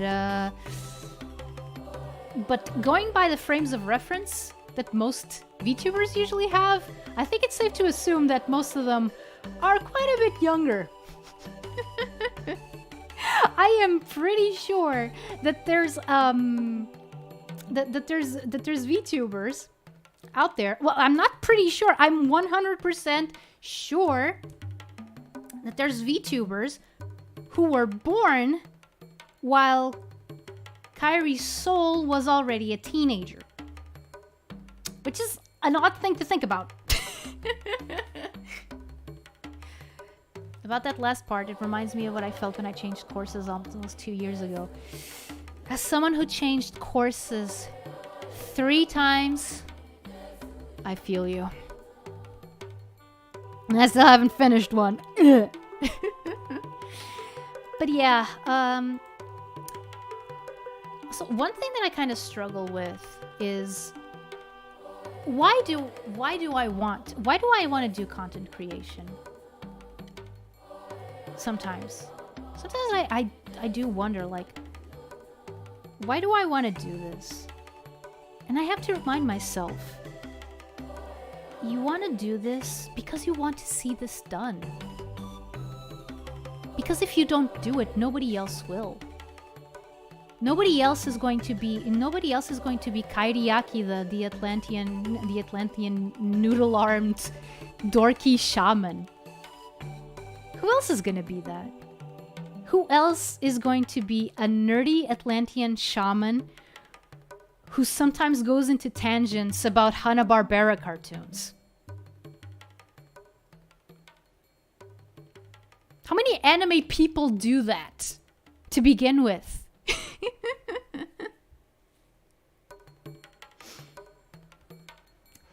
So yeah.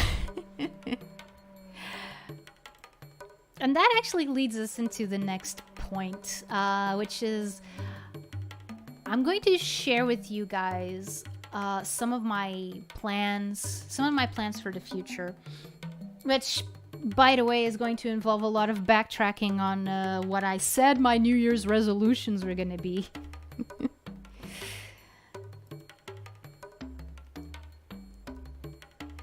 I'm finding that most VTubers are quite young. They make me feel old and creaky.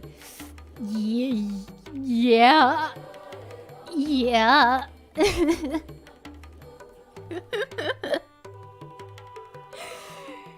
no, like when I see people like it. Honestly, I mentioned that I've been on DeviantArt, right? The time that I was on DeviantArt was like from 2004 to late 2006. I kept uploading stuff after, but I did it like in bulk. But from 2004 to 2006, I was completely immersed in DeviantArt. And well, I'm not gonna give you any news on that. I was a teenager. I was in high school. I was in high school during that time.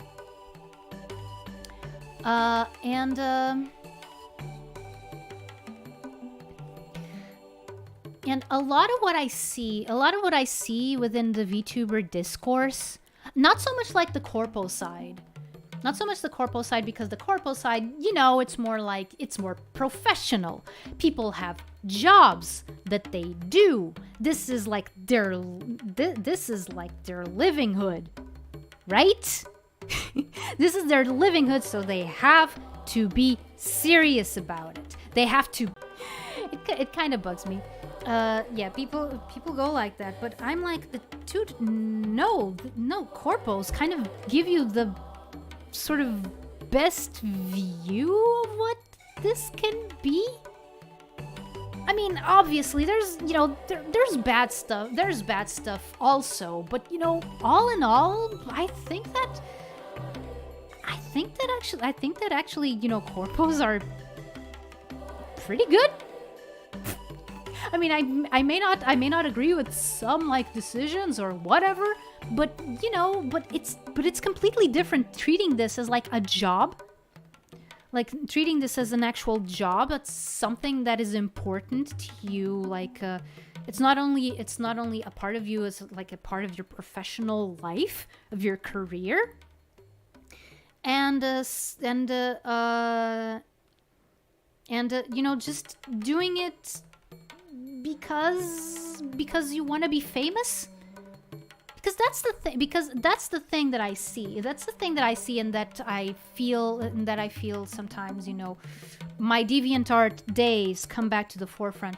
I see a lot of, you know, like drama, a lot of complaining, a lot of back and forth, a lot of stuff that I saw a lot on my DeviantArt days, and I saw it on my DeviantArt days from people who were around my age back then, who were high school age, and maybe a little bit older, like, you know, between 18 and blah, blah, blah, between 18 and like 25, something. Like, I see a lot of that. I see a lot of that, you know, people who just... Except that it becomes even worse in the VTubing world than it was back on my DeviantArt days, because now there's the whole making a living out of this goal, so to speak. And of course, like, for example, I would love to be able to make some cash out of this. I mean, what artist doesn't wish they could make like income without having to go to an office or a shop every single day. And I don't know if it's... I don't know.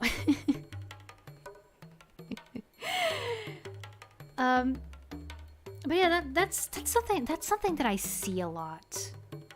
That's something that I see a lot, and I don't exactly like it.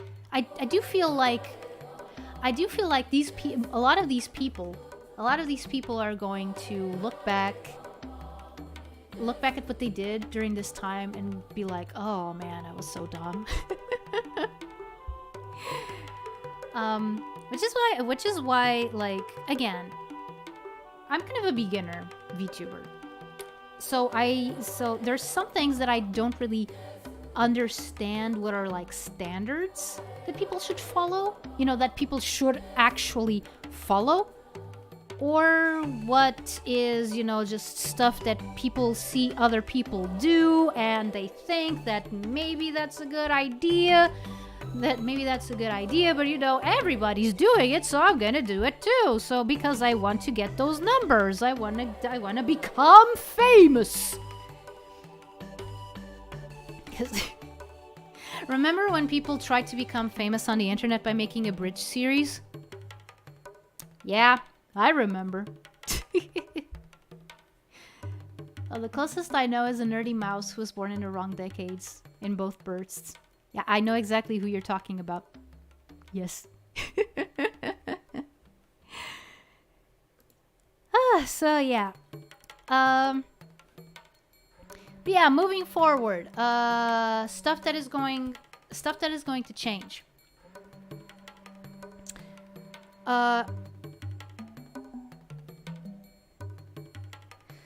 standards are 50% essential and worthless.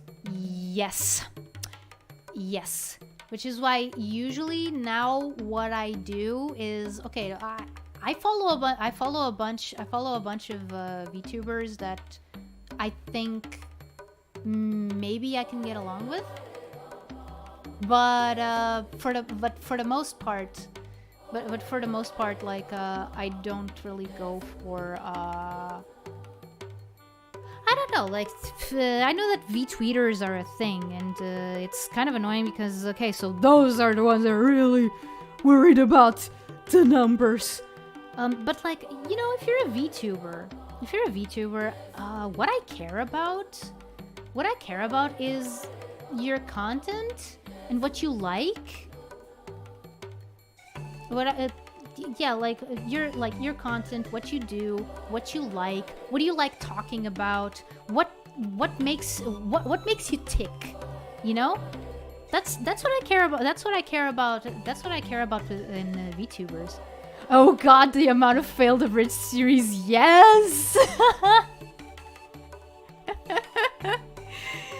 Yes! So you remember those times too, Mavranel. Ha ha ha, yes!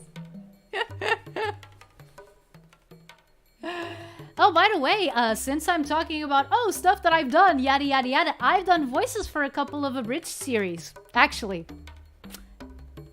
I don't know if you guys know the Schmuck Squad. They've done My Hero Academia thing.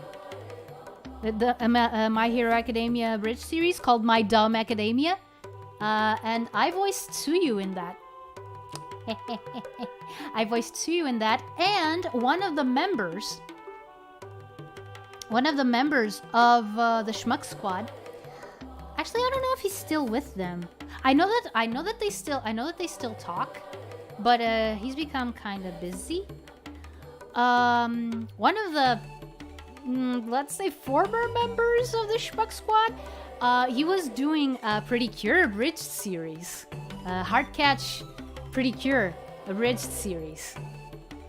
And I'm so sorry that PPA or New Around are not here to hear me say this, but I've mentioned before that there was someone that was kind of special to me.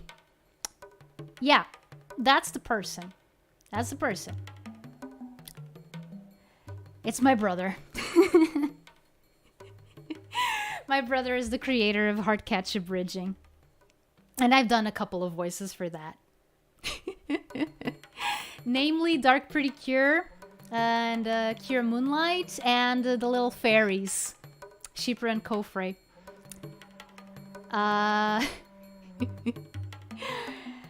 It's a shame he never finished it, but I can say one thing. He got a lot further than a lot of people usually do. He got to episode 9 or 10, I think. I think it was 10, actually. Which is a lot more than most people can say. It was a lot, and it was a lot of fun. It was a lot of fun working on that with him. I have one thing to say about YouTubers. I prefer the ones who are as a hobby and not as the main source of income. I have nothing against the others, but the hobbyists seem to be more genuine. That's an interesting way to see it. That's an interesting way to see it. I mean, I can't really say I relate though, because some of my favorite YouTubers are actually people who do YouTube full time. Like, off the top of my head, Phalus, Kadikarus, Peanut Butter Gamer. Those are the ones that I like the most, and I do think that they made YouTube like their full-time job. Well, there's Oni Plays. Well, Oni. He made Oni Plays his full-time job. Kinda. I used to watch a lot of Game Grumps back in the day. Now, not so much. I don't know why I fell off the wagon. Game Grumps was actually one of the things that that kept me, you know, a little bit afloat during those bad times that I mentioned. That I mentioned like almost an hour ago. Almost an hour? Yeah, almost an hour ago. But yeah, no, I do get what you're saying. I do get what you're saying. Then again, I don't know the kind of YouTubers that you usually follow. Like these guys that I'm talking about, most of them do gaming stuff. Most of them do gaming related stuff, except for Phalus. Phalus sometimes talks about like bootleg games and horror games. He's a fan of Silent Hill and Resident Evil, and occasionally he will talk about you know, other like horror games that have come out like recently. Like, oh, what was the name of that one? There was this one that was what was the name of it? It was about a bunch of teenagers who go to a cabin. It was kind of an homage to like 80s slasher movies. Until Dawn. Until Dawn. There you go. Yeah, he made a review of that. He made a review of that when it first came out. So yeah, but yeah, but that's Phalus. That's Phalus. Oh, another YouTuber that I haven't checked her stuff out a lot in these last few times, but every now and then I still go back to one of her series. Alison Pregler, formerly known as Obscurus Lupa. Yeah, they were both in Channel Awesome when that was when that was a thing. But they were actually some of the first ones to jump ship. Like first it was Lupa, I think. Yeah, Alison Pregler, and then Phalus, and then Phalus, because, you know, they're boyfriend and girlfriend. I think that, like, dude, like a little bit of gossip. A little bit of gossip. I think that they're living together now, and I'm so happy for them. I'm so happy for them because they've been boyfriend and girlfriend for so long. It's like, so life goals. Life goals. I mean, kind of not exactly for me, because again, because I'm not interested in romance. I'm not interested in romance or heck, but it makes me really happy when people that I admire and that I like are able to hold these relationships for so long and making it work.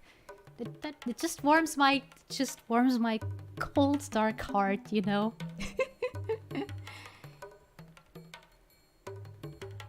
But some YouTubers like Uma Menina de Marte and Sem Bilhete are smaller, but they have a professional look and a homemade feel that's unique. That's the genuine part that I mentioned. Oh, okay. Yeah, no, I don't know those. I don't know those. Also, apparently they're Portuguese also, huh? I'm a little bit out of the Portuguese YouTube loop. Like completely. The only person that I used to follow. The only person who I used to follow was this guy named Fábio Pereira. And he did a lot of interesting stuff. Like he had good timing, he had good writing skills, he had good editing skills. He was like the whole package, but then he just stopped. He just stopped working, like, I don't know, like... Actually, it's sad. It's sad. I think that... I don't know what he's doing right now, but I hope that he's happy. I hope that he's happy doing whatever it is that he wants to do. But yeah, as I was saying... Oh my goodness. And both are on the Wikidubs Discord server. But the one from Sem Bilhete is more active there. Oh, okay. Okay. But yeah, as I was saying, plans for the future. Let's try to make it... I'm not on a time limit. I mean, like I said, I'm jobless. I don't have to go to bed early. And even if I did, early for me is before midnight. It's 10. It's 10 p.m. It's early. Come on. But yeah, plans moving forward. I am going to first off, 2 things that I started during January that I am going to rethink. During January, I started a playthrough of Stardew Valley, and I started a Pokemon marathon, starting with Pokemon Red. What I found is that, well, first, having 2 long-form games going at the same time is not a good idea. Because the freshness is gone. You need Mentos, and I don't have YouTube Mentos for that. Haven't had Mentos in a long time. Whatever. That's the ADHD show. So yeah, I realized one thing with Stardew Valley. Like, I know that it's a very popular game, and it's not too hard on my computer, which means that it would, in theory, be a perfect game for me to stream. But the thing is, the way that I play Stardew Valley is not very conducive to streaming because I'm not saying that like every streamer needs to be talking all of the freaking time, otherwise the audience will get bored if they don't hear them say something every 5 seconds. Like, I'm not saying that.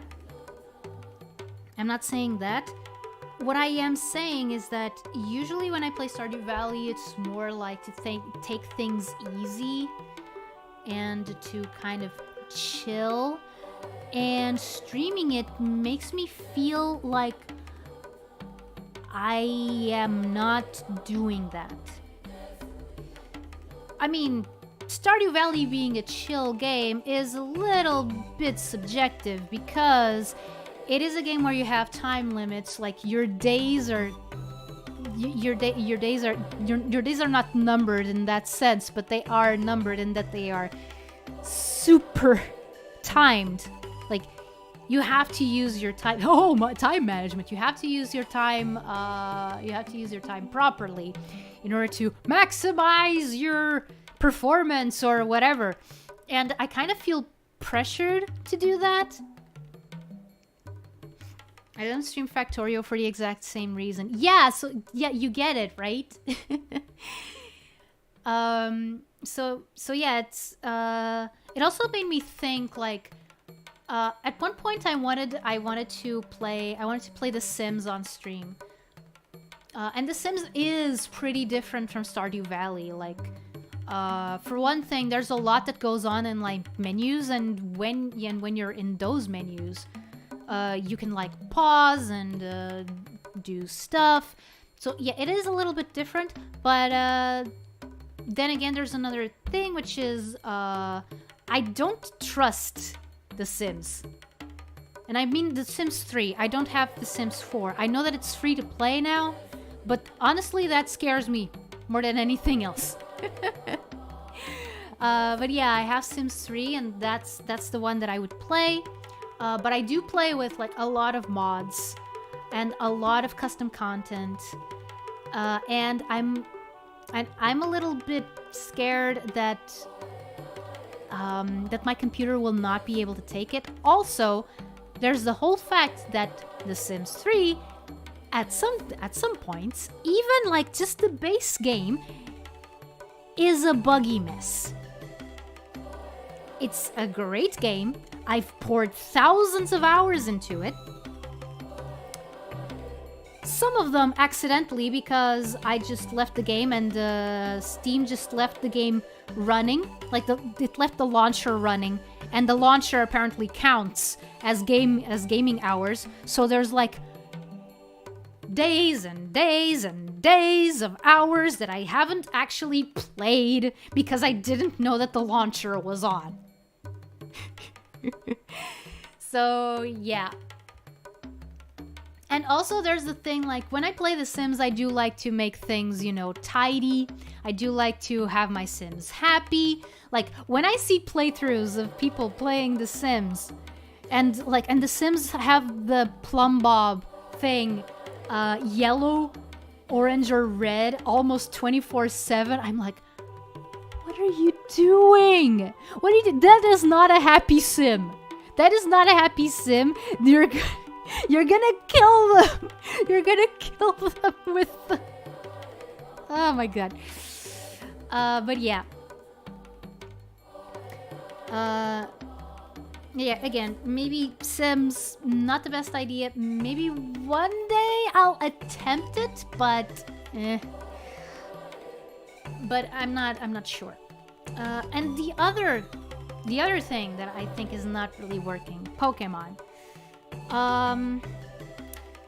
The reason why, one of the reasons why I wanted to do the Pokemon Marathon is that for a long time I've had this idea of, oh yeah, let's make OCs of the main characters of, you know, of Pokemon and stuff. And I thought that this would be a neat way to do it, like, you know, make like an optimized team that I would like for characters that I would make up based on the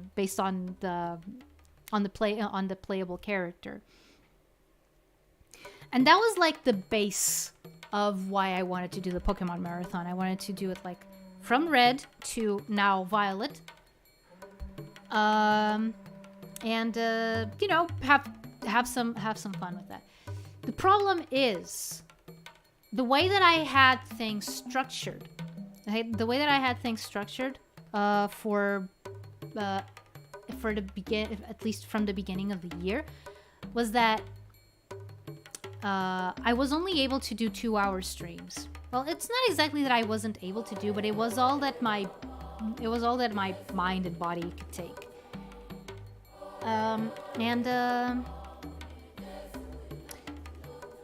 playing a game like Pokemon in 2-hour in 2-hour chunks, it's like,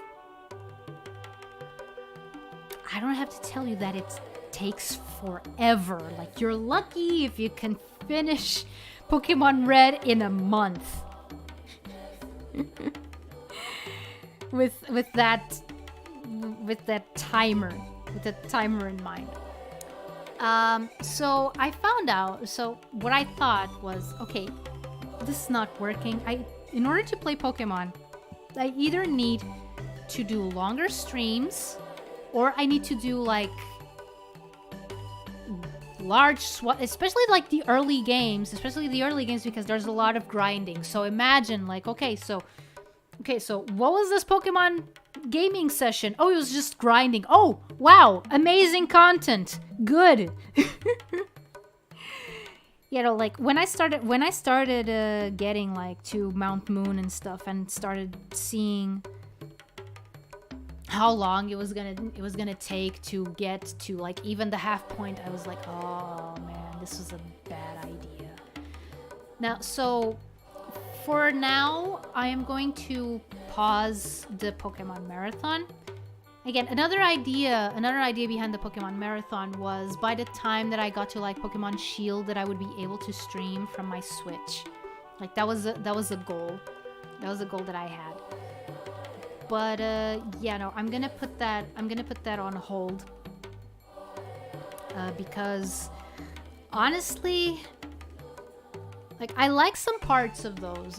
I like some parts of those playthroughs, but it's Pokemon. It needs a lot more time. It needs a lot more, I wouldn't say attention, but it needs a lot more dedication, so to speak. And it was a lot of dedication that the way that I was before, I wasn't able to give it. Now, that said, one of the reasons why I did the 2-hour streams was because I had a job, and now I don't have one anymore. I don't know how long I'll be jobless. So I can't really say much for future plans for Pokemon Marathon. It is a concept that I want to revisit, but for now it's just gonna be on a hiatus. I think that it's better. I think it's better for me to focus on other things. Trying to think if there's like other Pokemon games that aren't like heavy on the grinding. I mean, there's Pokken, but I don't know if I can play that. I don't know. Is there like a PlayStation 3 emulator yet? Does it actually work? I don't know. I gotta do that. I gotta do that research. So yeah, long form games. They can work, but I'm at a crossroads right now, and I haven't experimented enough yet to say with absolute certainty, oh, this works or oh, this doesn't work. I'm gonna put them on pause at least for a while. So what am I gonna do instead? I am going to bet on longer streams because now I actually have the time to do that. If you have a gamer PC, you can run a PS3 emulator. Well, I don't have a gamer PC. I have I have a silly little 2017 Asus. I'm very surprised at the amount of work this little boy can do, actually. Like, for example, it can stream this.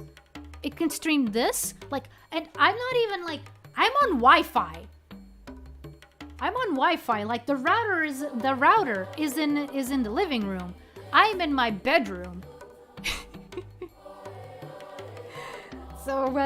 So yeah, I'm surprised that it works this good, and that it can run Streamlabs, run my PNG, and the games that I usually play all at the same time. Like, I am astounded that it can handle all of that as well as it does.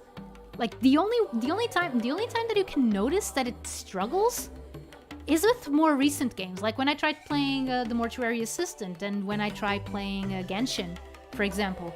There you can see the lag. There you can see the frame rate lag. But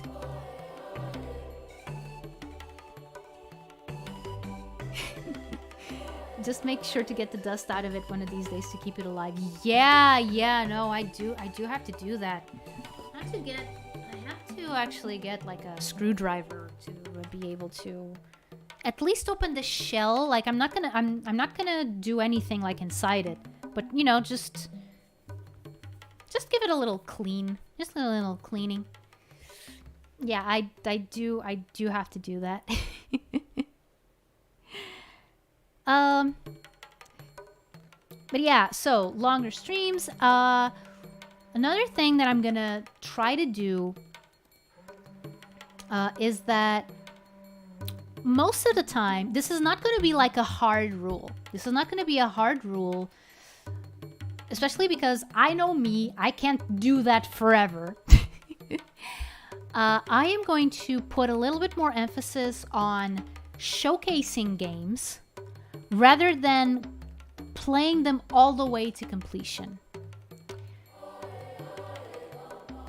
I know that for some people, you know, seeing the game completed is like a big reason. A big reason why they watch like the streamers and stuff. And I'm not saying that I am not going to do that. What I am saying is that some of the games that I want to try to play, they're known for being hard. They're known for being very, very hard. And I know that the excuse is always, well, just get good. Just get good at them and then you won't have any problems. And I'm like, yeah, but the thing is, I can't guarantee that. Like, I can try. I can try, but that is not a guarantee. So I make that disclaimer like from the get-go. Some of the games that I want to try, for example, are games that are for the NES. And you know what they say about Nintendo hard, right? So yeah, I want to do more. I want to do more of that. I want to do more like a trying out all sorts of different games, and see if I like a few like enough to want to actually take them all the way to the end, or if not to the end, as far as I can take them, even if I have to use save states to do it. I know there's one game that I'm gonna do that with. One game. That game is Mickey Mania, by the way. So yeah, I'm also going to lean a little bit more on licensed games and games that are considered memes. Why? Because I want funny. I want the funnies, okay? I want people to laugh. Che, siga falar das traduções. Oh, Rubinho. I'm sorry, I already did. I already did.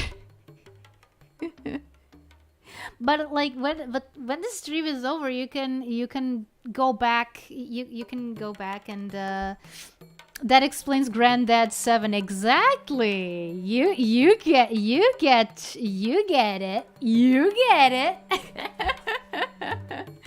By the way, spoiler, that's gonna be the title of the stream, Granddad. Maybe not 7, but yeah, Granddad. That's just the title of the stream. I've already been like doing some research on some strange franchises that had video games. Speak again. Oh no.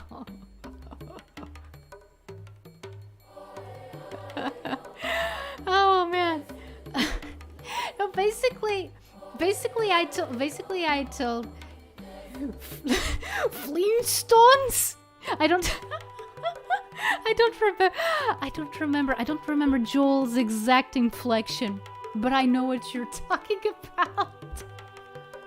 Oh man, that's one thing that I would maybe love to do, like a karaoke of Joel's Ghostbusters album. That would be awesome. I gotta watch more Vinesauce, actually. In general. Okay, Rubin, basically I talked about my work on Inazuma 11 Aries, on Monster Hunter Stories Right On, and Rocky and Bullwinkle, because those are the main three that I can say like that I legit worked on it. Like I didn't actually mention like a series that I only did like a couple of episodes for, like a bunch of Beyblade shows and Digimonopoly Monsters. I think I did like 4 to 5 episodes of that. But yeah, that's basically what I said. Like, yeah, I talked about a little bit of the process. Big Pog. Thank you. Oh man, I just keep looking at Elmer's message and Flintstones.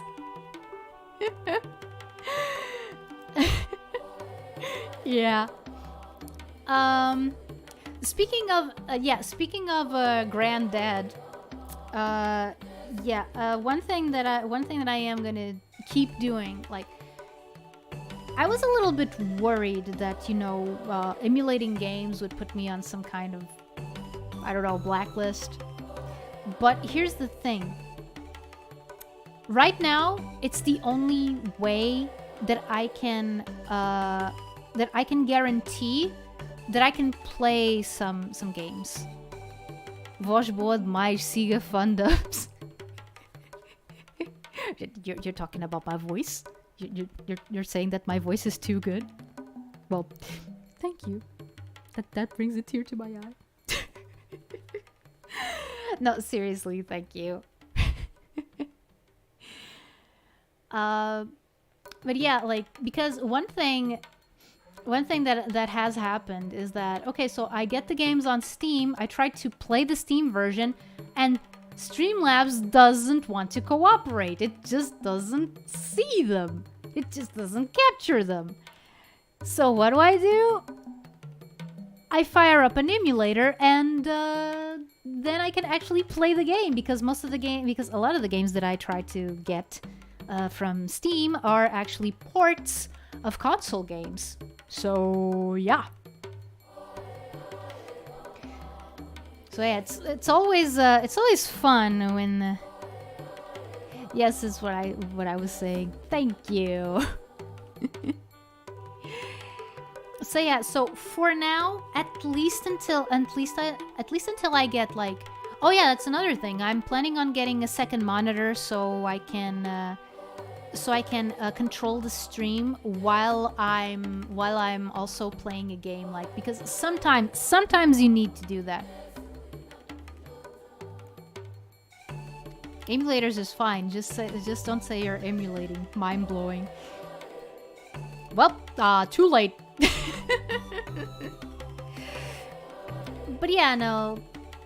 Again, necessary evil. I'm not going to stop myself from playing stuff that I own because of me not having like the whole setup.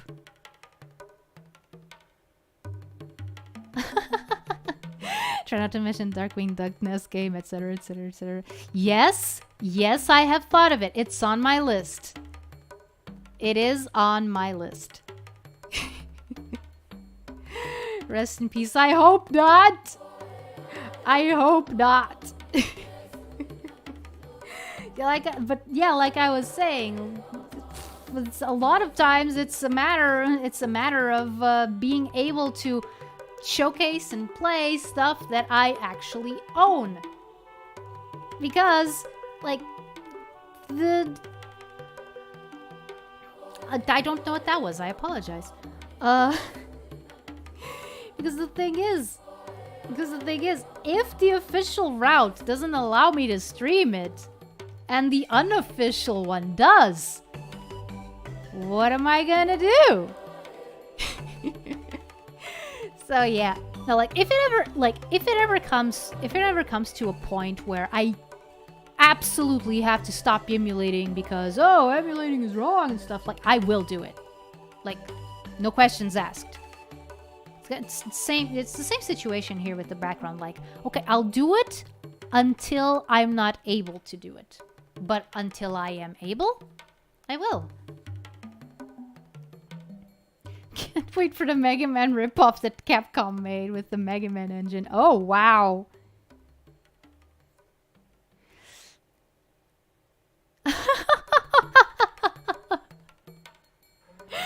Can't live without the Discord gifts. Oh, yeah. I understand. I understand perfectly, Rubinho. So, talking about the emulation and licensed games, will you play Bugs Bunny Lost in Time totalmente dobrado em português? I thought about it, yeah.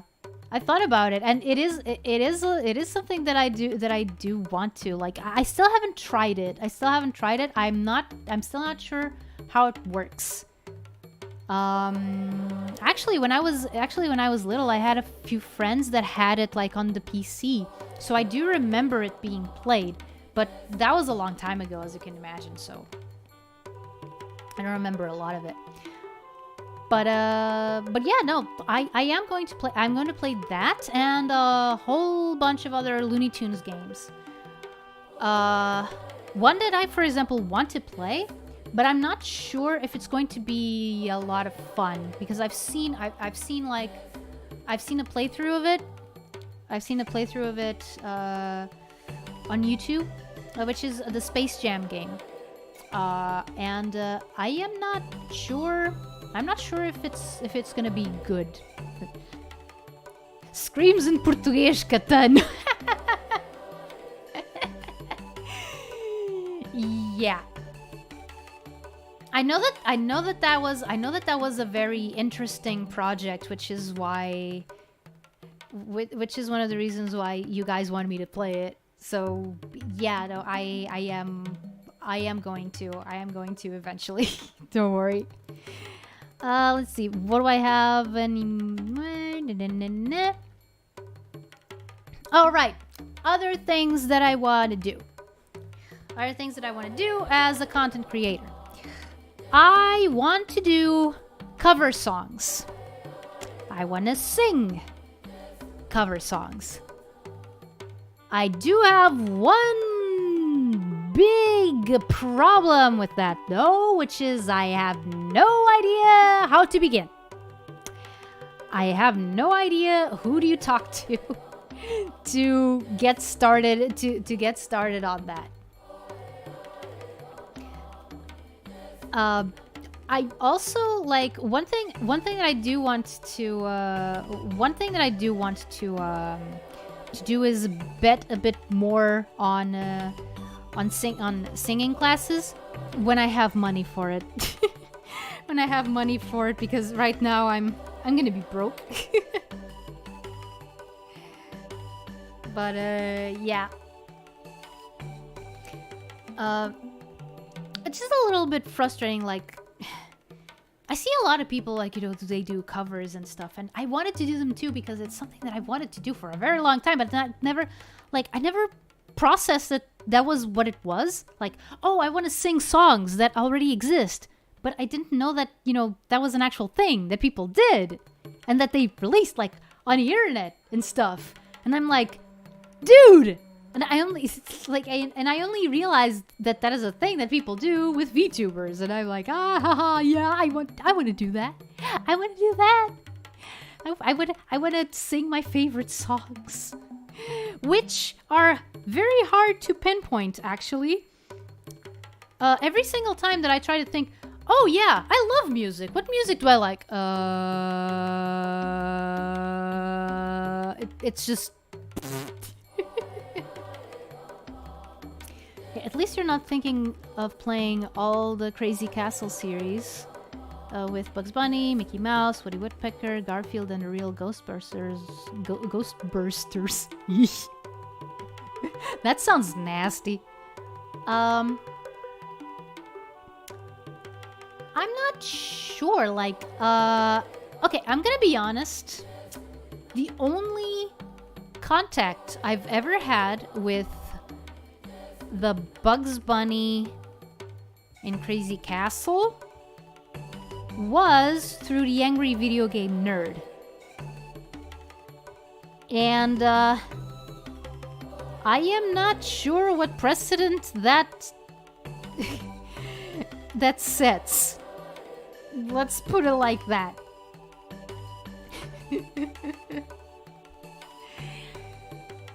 I know that, again, I know that it exists. I didn't know that there was so many versions of Crazy Castle. But I don't know. Maybe after I do a bit of research, like I've been trying to look into like franchises that I like and stuff. Oh, by the way, I already know of a Monty Python game that I'm gonna try to play. Because yeah, some people made video games based on Monty Python. I can't wait to see what they came up with. Holy crap. But yeah, that's one thing that I want to do. There are, depending on the regions, your release and re-release. Yeah. And another thing that I want to do, but this one I'm sure that I can do. It's probably gonna take some relearning, and some brushing up of my editing skills. But one thing that I am planning on doing, and this is actually like an offshoot of an idea that I had, like, I don't know, 10 years ago by now. I am going to start making some YouTube shorts about little tidbits, little trivia bits about well, animation history, video game history, topics that I'm interested in. Like, I made a list of the topics that I can tackle. Most of them are Disney related because that's where most of my knowledge lies. But again, that's not saying that I can't expand my knowledge even more. Like, I know that there's a bunch of stuff that I used to know that I've forgotten over the years that I can relearn again. Yeah, that's something that I want to see if I can do. I don't have an ETA. I don't have an ETA for that yet. Oh, and yes, sometimes I'm also going to do some of those videos are going to be about Portuguese dubs, about the Portuguese dubs of animated movies, shows, anime, video games. Like, if there's an interesting bit of trivia that I think warrants a video, I will pursue that information and just do it. Like, for example, one that I know that I'm gonna do, it's not gonna be the first one because I want to do it justice. It's gonna be basically a short version of the history of the Lion King dub in Portuguese, in European Portuguese, and the huge gamble that it was. Because I think that would be interesting. And again, one of the things that I love about VTubing is the fact that I'll keep the script for my Sonic video on my safe closed with 7 keys. Yeah. Che. Yeah.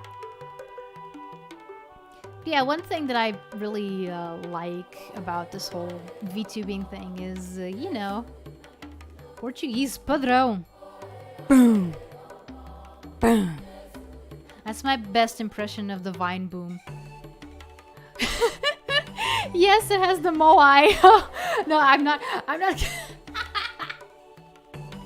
Okay, let me see if I can actually do all those sides. Okay, it's 5. Okay, so boom. Boom, boom, boom, boom. Original shorts are a good idea. Yeah, that's one of the things that I thought, and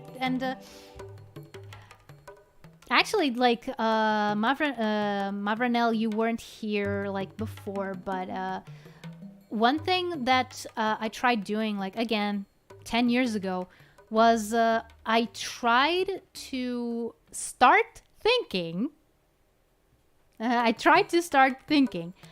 of like a review show where I would talk about like oddballs within established franchises, you know, like shows, for example, or movies that are inserted in a specific franchise and that are not very well seen by those franchises' fans. Examples. We were just talking about like the Looney Tunes, so you have Lunatics Unleashed. Even within Looney Tunes itself, you also have Baby Looney Tunes. Even though Lunatics Unleashed is a lot more interesting, not gonna lie. You have Ninja Turtles Next Mutation. You have Sonic Underground. Those were like the main 3 that gave me the idea for doing that. And I did watch the entirety of Lunatics Unleashed with that show in mind. I even had like a file with my written notes on it that I was filling in as I was watching the episodes. And then a good episode came along and I almost had no notes for that one. Hello, 7S2M. 7S2M. Hello. Welcome. We're talking about Lunatics Unleashed. And now watch as he leaves. I don't know. I can't tell what gender you all are. Most of the time. But yeah, like I had all of that, and it is interesting because when I first launched into that project, my idea was, okay, I'm going to show how these shows are not that bad actually, and that they're just, you know, given like the shaft from most fans because you know they're different. Boy, was I disappointed. Lunatics Unleashed still has one of the premises that I love the most. Hello, Shinya! Yes, that's a change. That's a change that I did. You like it? I'm a real Atlantean boy now. At least according to Disney.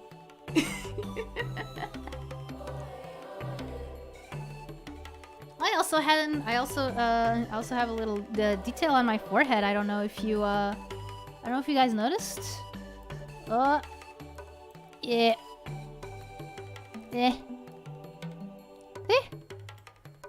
Have a little ident on my forehead.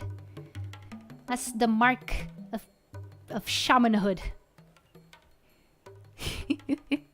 Thank you. Is that approximately the right size? Yeah, okay, it is. Doesn't really matter, does it?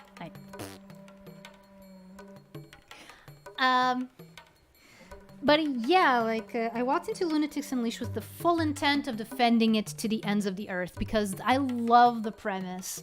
I think that they had something so cool that they could have done with it, and they just didn't. They just didn't, and I didn't. And like I mentioned, like when Lunatics Unleashed came out, it was during the time where I was on DeviantArt, and I remember people being livid at its existence, like absolutely enraged. Like, this is an affront to our childhoods. This is Chuck Jones must be rolling in his grave type of things. And I'm like, what is so wrong about having like an action comedy with the facsimiles of the Looney Tunes? Like, these are not the actual characters, which means that you can kind of go wild with them, you know? Like, you can pick the characters up. Make something from that base.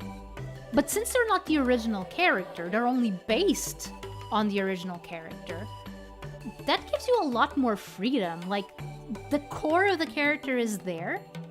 But you can just go wild with it. But that's not what they did. I mean, Chuck Jones was already rolling and alive with Space Jam. Right, he was alive during the time that Space Jam was made. Oh boy! Oh my goodness. That thought alone. Okay, so... okay, still, it's not as weird. It's not as weird for my brain as it is knowing that Don Messick, you know Don Messick, Muttley, voiced Hampton in Tiny Toons, and there was this whole episode about like rap music. Okay, bye, Mavranel. It was a pleasure having you here. I hope you enjoyed yourself.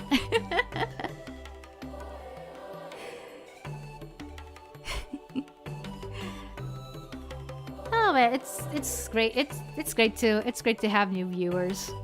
Warms my heart.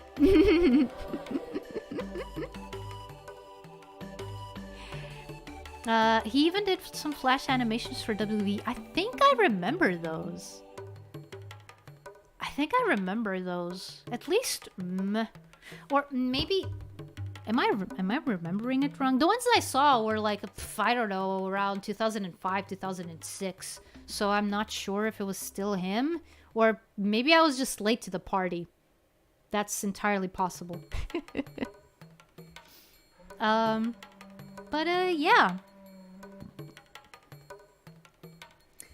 But yeah, Don Messick rapping. That was something. It was. Oh wait, no, it was an episode. Yeah, it was an episode all about being cool. Now, think of being cool as it was perceived in the early 90s. Late 80s, mid 90s. No, not mid 90s. Early 90s. Late 80s, early the 80s. The 80s, as I like to call them. But yeah.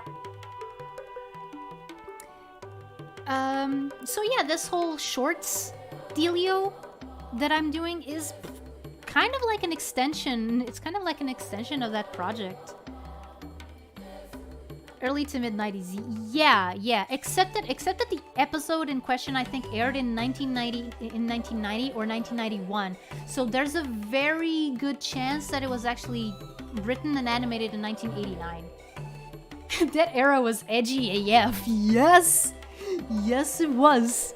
And we're not even talking about like comics and stuff. Jeez.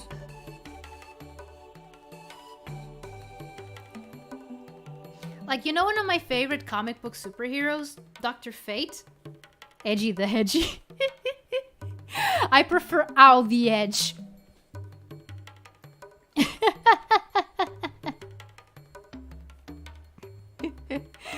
Yeah, but as I was saying, like, you know, my favorite comic book superhero is Dr. Fate. And during that time, what they did with him, and this is just an example. This is just an example of a fairly obscure superhero. So imagine what they did with other folks. Okay, so for Dr. Fate, what did they do?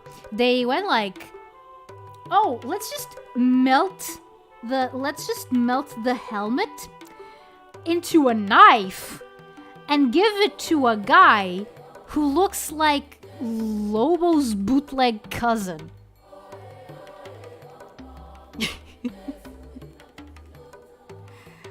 Living on the edgy on the edgy of glory.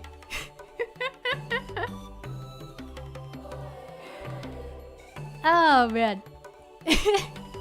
Oh, by the way, thank you Hubingu for subscribing. I just saw the notification here. Say what now? What, the edgy of glory? The Lady Gaga song. Unless that's not what you're referring to, which is entirely possible because the stream lag is a thing.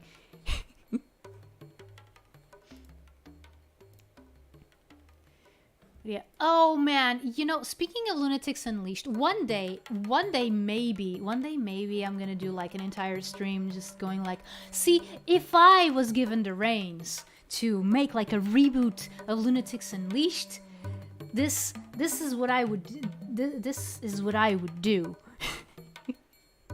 Say what? Oh right, Dr. Fate. Yeah, no, that happened. Let me see if I can find a picture, actually.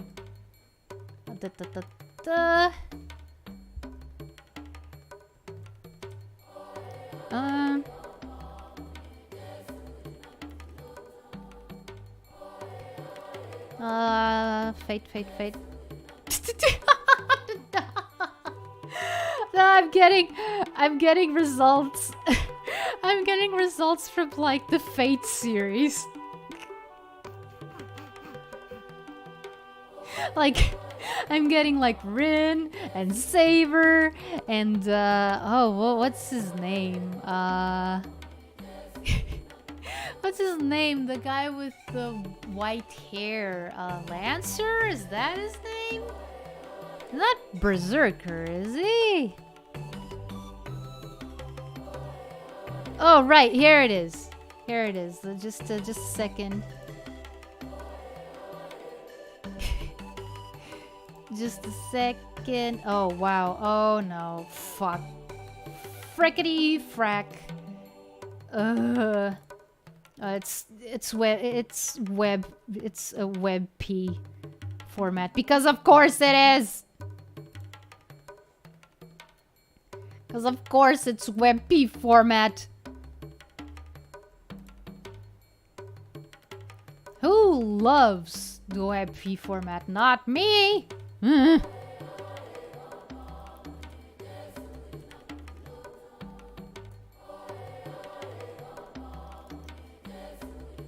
Show me.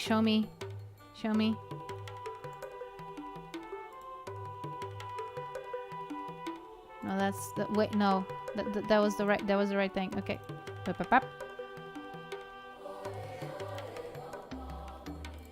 I need to have this picture on like on hold at all times because it really is something. I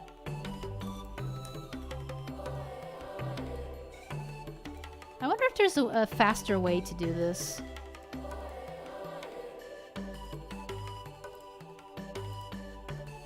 Like to insert... yeah, there you go. Read 'em and weep, boys! This is what they did with Dr. Fate in the 90s. Can you feel the edge just dripping off the page? Just look at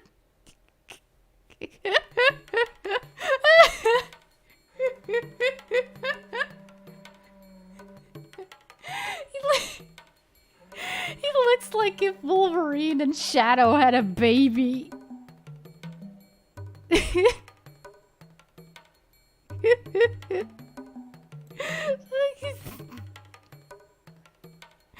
What the frick is this? Insert fries reaction. I don't even know like what is on the mirror like here.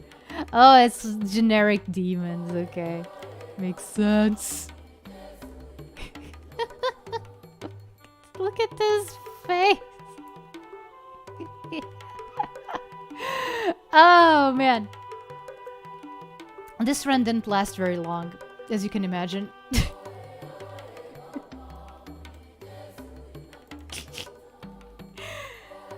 Oh boy.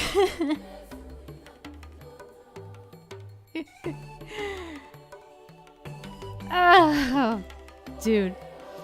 But yeah, like Shadow the Hedgehog if he was a human. Yeah.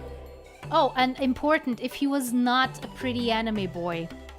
Because usually when people adapt Shadow into a human, usually they make him into a pretty boy, which makes sense. He is a pretty hedgehog.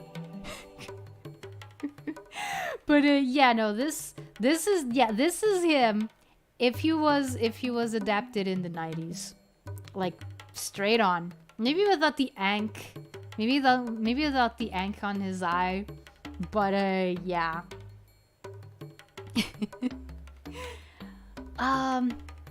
What was I was going back to a thing. Oh right. I just wanted to like say a little thing about like the shorts. Like the trivia shorts. One thing, very macho hedgehog indeed. The machoiest. Slip into it. No, damn it. I need to train making my mouth fast enough to accompany my mind, because I was gonna do a thing. Slip into a Slim Jim. Yeah, there you go. The macho man.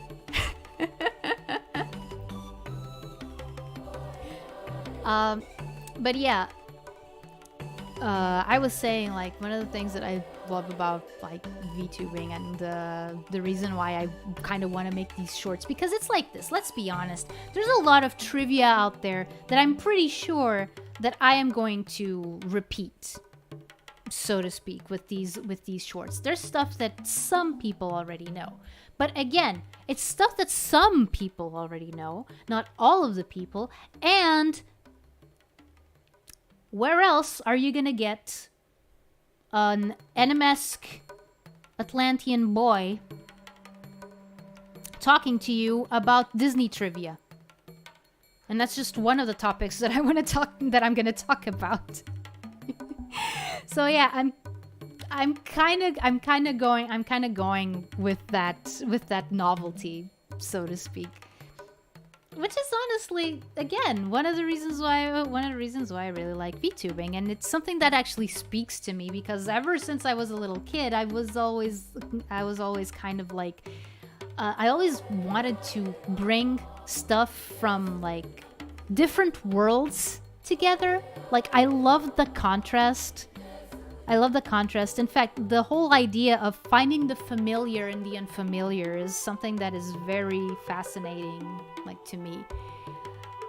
I think that's a very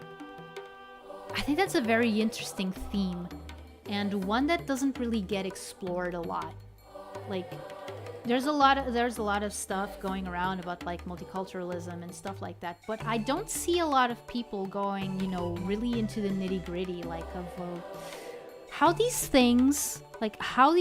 joining of these things can help us understand, kind of, and I'm gonna be a little bit philosophical here, what it means to be a human, you know?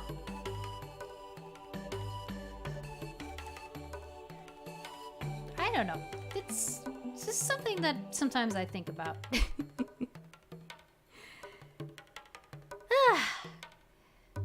Okay, I only had one last thing that I wanted to talk about, because yeah, those are the major like topics that I wanted to talk about, you know.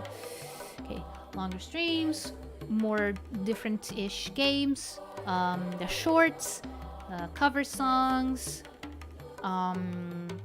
thing about my job or lack thereof right now. Yeah, there's just one more thing that I want to showcase before we're done for the day. And this has been a very long stream by my usual standards. Holy crap. I need to get used to it. Now I actually have time. I can just go wild. As long as my voice allows me to. Because So yeah. I've been working on a little thing. And this is it. This is what I was thinking could be the mascot for my, I don't know, my audience, I think? Sponsored by Noodles and Pasta. Yes, very noodly. Very noodly, but you know, I like noodles and pasta. I like them both. So, yeah, mascot. I typed too slow. That's okay. But yeah, that's something that I've been kind of working on. Like, and my initial design actually had 4 ears, like 2 going like straight up, like regular rabbit ears, and then the lop ears. Like, I kind of went on the thing that 4 is death. Because these are supposed to be like, I thought of, okay, so what if my mascot, since my character is a shaman, medium, if you will, what if my mascot is based on like the concept of a psychopomp? A psychopomp basically is an entity that carries souls to the afterlife. So I thought, oh, and since my patron goddess is a rabbit, no, Una, she's a rabbit. I thought, why not make them rabbits as well, or at least rabbit related, but rabbit adjacent. I guess this was before, by the way, this was before I knew that the Guillermo del Toro Pinocchio movie actually had rabbits as psychopomps. I didn't know that when I first started coming up with this idea. But yeah, little bunny spirits. I'm not sure what I would call them though yet. I've been trying to think of names, but everything that I try to think, like, and this is, you know, leaning a little bit into the VTuber thing. Okay, so I was trying to think of names that, you know, wouldn't be kind of like a pun. But everything that I can come up with sounds a little bit, I don't know. How can I put this? I mentioned before that I don't really feel all that comfortable with the idea of the streamer being like kind of like the leader of a cult, so to speak, and the little mascot thingies, the followers being, you know, the literal followers. I wanted something a little bit more, how can I put this?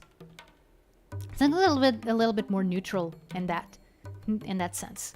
Because I thought, for example, of Una Buns, but even just the word bunny, or bun, kind of implies like, oh, look at you, you're so cute, you little bunny bun. I am going to hug you and squeeze you. I mean, if that was actually the the reason, the thing, maybe that wouldn't be too bad. But yeah. So yeah, that's the working name. I'm probably going to still, like, again, I planned on having this picture, you know, actually ready. Like, this is just a sketch. I planned on having this picture actually inked and colored, at least, by the time I started this stream. But as the time went on, it became clear that nope, you're not gonna get to do that.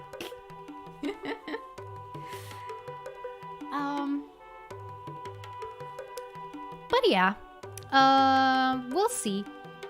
Again, I'll probably ask again. I'll probably ask again about it. Maybe when some of the regulars are also back.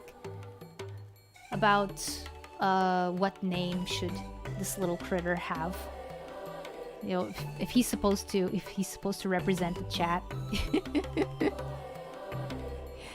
So yeah.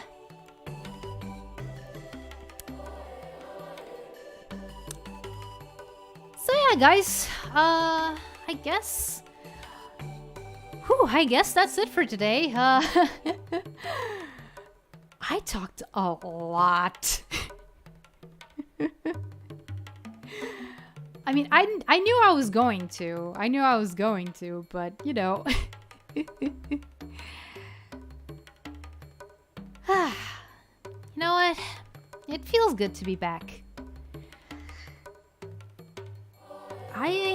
I'm going to try.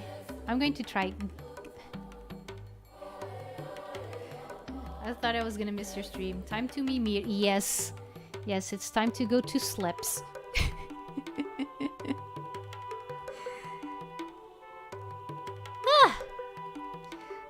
Again,